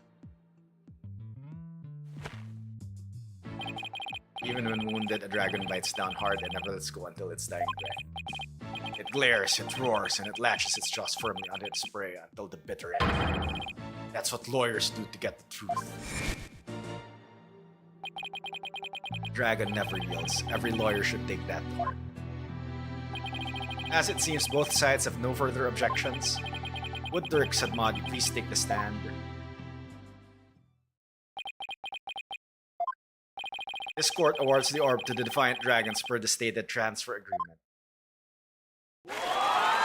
Not guilty.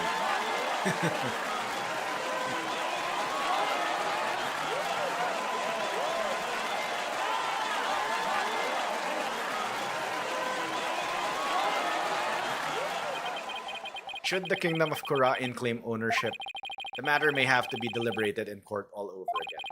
I just hope, or shall I say pray, that I am not the judge presiding over that one.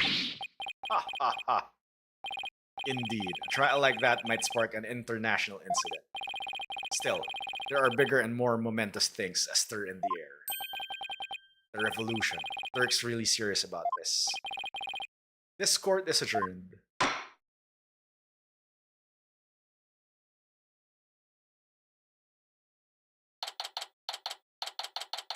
May 17, District Court. Defendant Lobby number 3. Yep. Nice work, son. We finally broken through the last... Sorry, I'll snooze this last one. We finally broken through the last obstacle of the road to revolution. Revolution. It just doesn't seem real. Yes, well, to think you actually defeated the Fighting Phoenix. All I can say is, that's my boy. Ha ha ha ha. Well, Mr. Wright did have his hands tied. Who knows if I'd have won? Who knows if I'd have won if he'd been able to fight me head on? I see it more like you saved Mr. Wright. Saved him? Yeah, remember what he said? He didn't have to bend the truth anymore, and it was like all thanks to me. I don't know about that. Still, I guess it is kinda nice to be appreciated. Mr. Dirk, now that the Holy Mother's face has been revealed, are you going to have a spirit medium try channeling her? I, for one, would love to see the return of the legendary Falcon. Yeah, just think about it, being able to speak to someone right out of the history books. Unfortunately, it's not that easy. What? Why? A face isn't enough. You also need the true name of the one you're attempting to chant. Oh right, Pearl mentioned something like that. And the Founder's true name is only known to the priestess who's been crowned queen. In short, the only living person who knows it is the current Queen of Garan. Oh, so without her help, we won't be seeing the Founder anytime soon. That's no fun. Alright, Founder's Orb updated in the court record. Founder's form has appeared from within. It seems only the Queen knows the Founder's real name. So Dirk, what will you do now? First, I'll start by tracing the route by which the orb came into Dr. Buff's hands. Since we know it was Paul Addison that asked the doctor to study it, isn't he the one who stole it? No. A political nobody like him couldn't get anywhere near the orb, let alone steal it. He must have had inside help. My money is someone connected to the royal family. Oh, right. You said something to that effect back in the cave. Whoever it may be, we need to expose their dirty scheme to the light of day. Well, I'm sure Mr. Wright has plenty of information, courtesy of his dirty client. He might be able to shed some light on this. Phoenix? Private Justice. Oh, you're back as a drone. That was fine work you did at the trial today. You did your Sergeant proud. Back at you, Sarge. It took real courage to leave your room like that. It's all thanks to you and Corpse Woman Sykes. With my siege defense over, I can finally sally forth. The battle's only just begun. One for me, and me alone to fight. You lose your mother and then your father. What a terrible thing to ensure. Yeah, and being wheelchair-bound doesn't help. Private Justice. I've been thinking. It's about time I stood on my own 2 feet. After all, I no longer have Papa to cuddle. Huh? I'm afraid I don't follow. Take a good look, soldier. This is one small step for man, and one giant leap for me. Hold my drone for me, would you, Private Justice? Are you gonna stand up? What's she up to?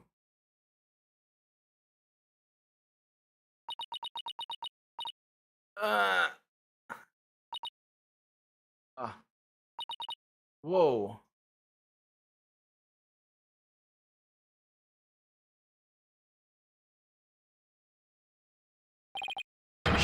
She's standing? What's this? Sarge, you mean your legs? They're... The doctor told me I was ready to walk again months ago. But if I admitted I could walk, I knew I'd have to leave the house. So I faked it. Makes sense, but I kept pretending I couldn't walk.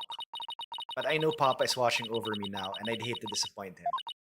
So, from this day forth, I'm going to march forward with my own 2 feet. What a brave kid, trying to move forward like this. But it must be so hard this soon after her father's death.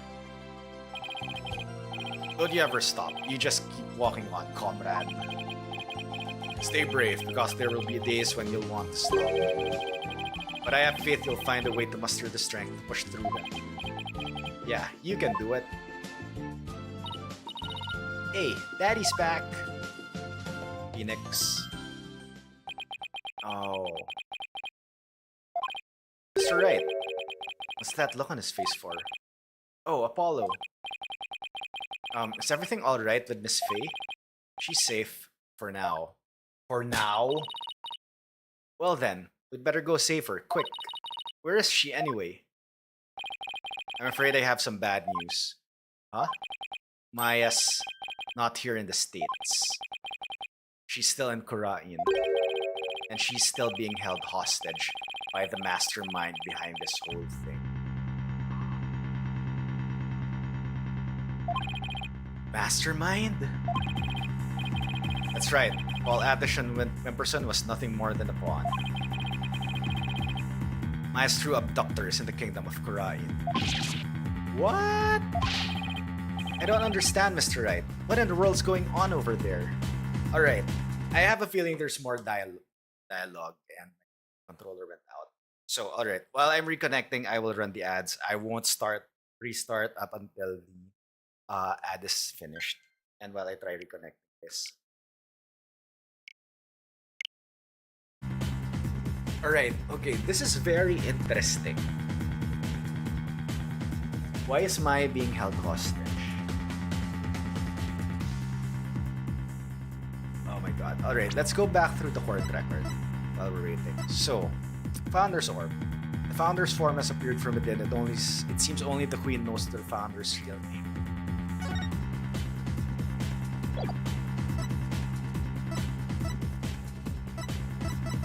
Right?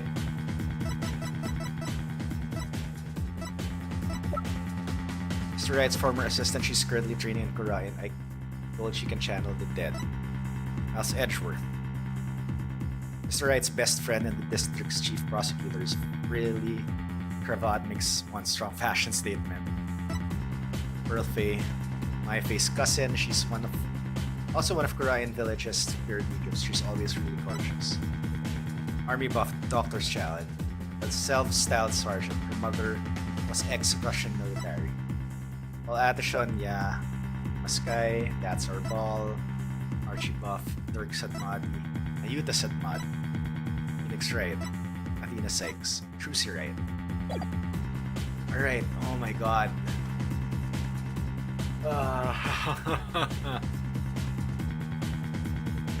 Alright, there's a minute and a half of ads left, so wow, this is really...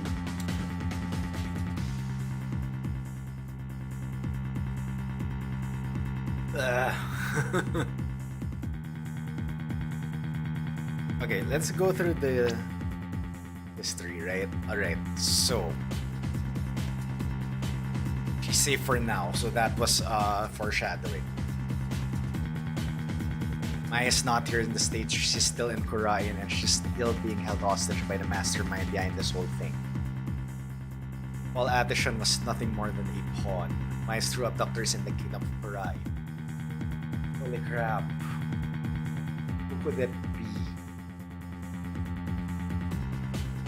Is it the government? Because if it was the revolution, then Dirk wouldn't have like what do you call that? Dirk. Oh my god, I'm confused. It's not the rebels for sure. Someone else must have wanted Maya. Right? If it's the rebels, then yeah, Sadmadi is here, so he should be answerable. Alright, I will stop in 10 seconds so we can continue this. Alright, ad break's done, so let's continue. What in the world's going on there? Oh my god, it stopped there and that's it. What the hell? Okay. But as shocking as that news was, it was only the beginning. The beginning of something big. Big enough to shake Kurain to its very core. Revolution. I was being swept up in a mighty wave that nothing could stop.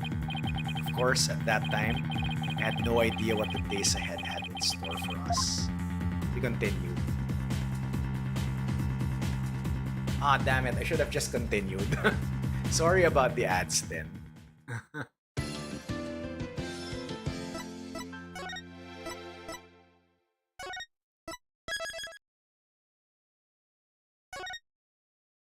Alright.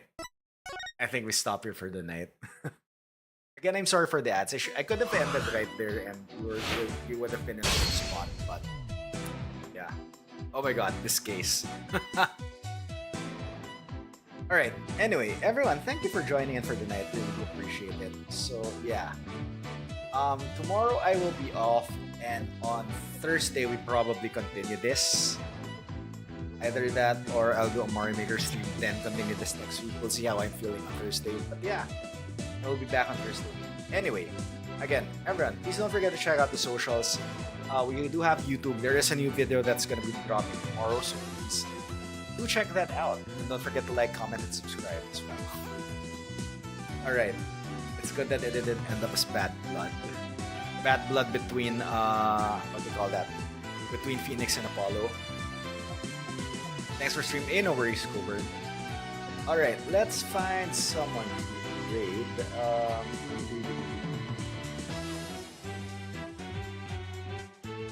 Anyone doing Phoenix raid right now? That's English. Alright,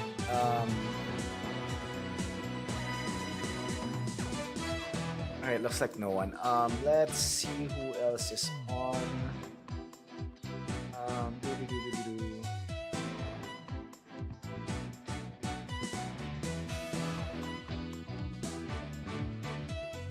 Alright, you know what?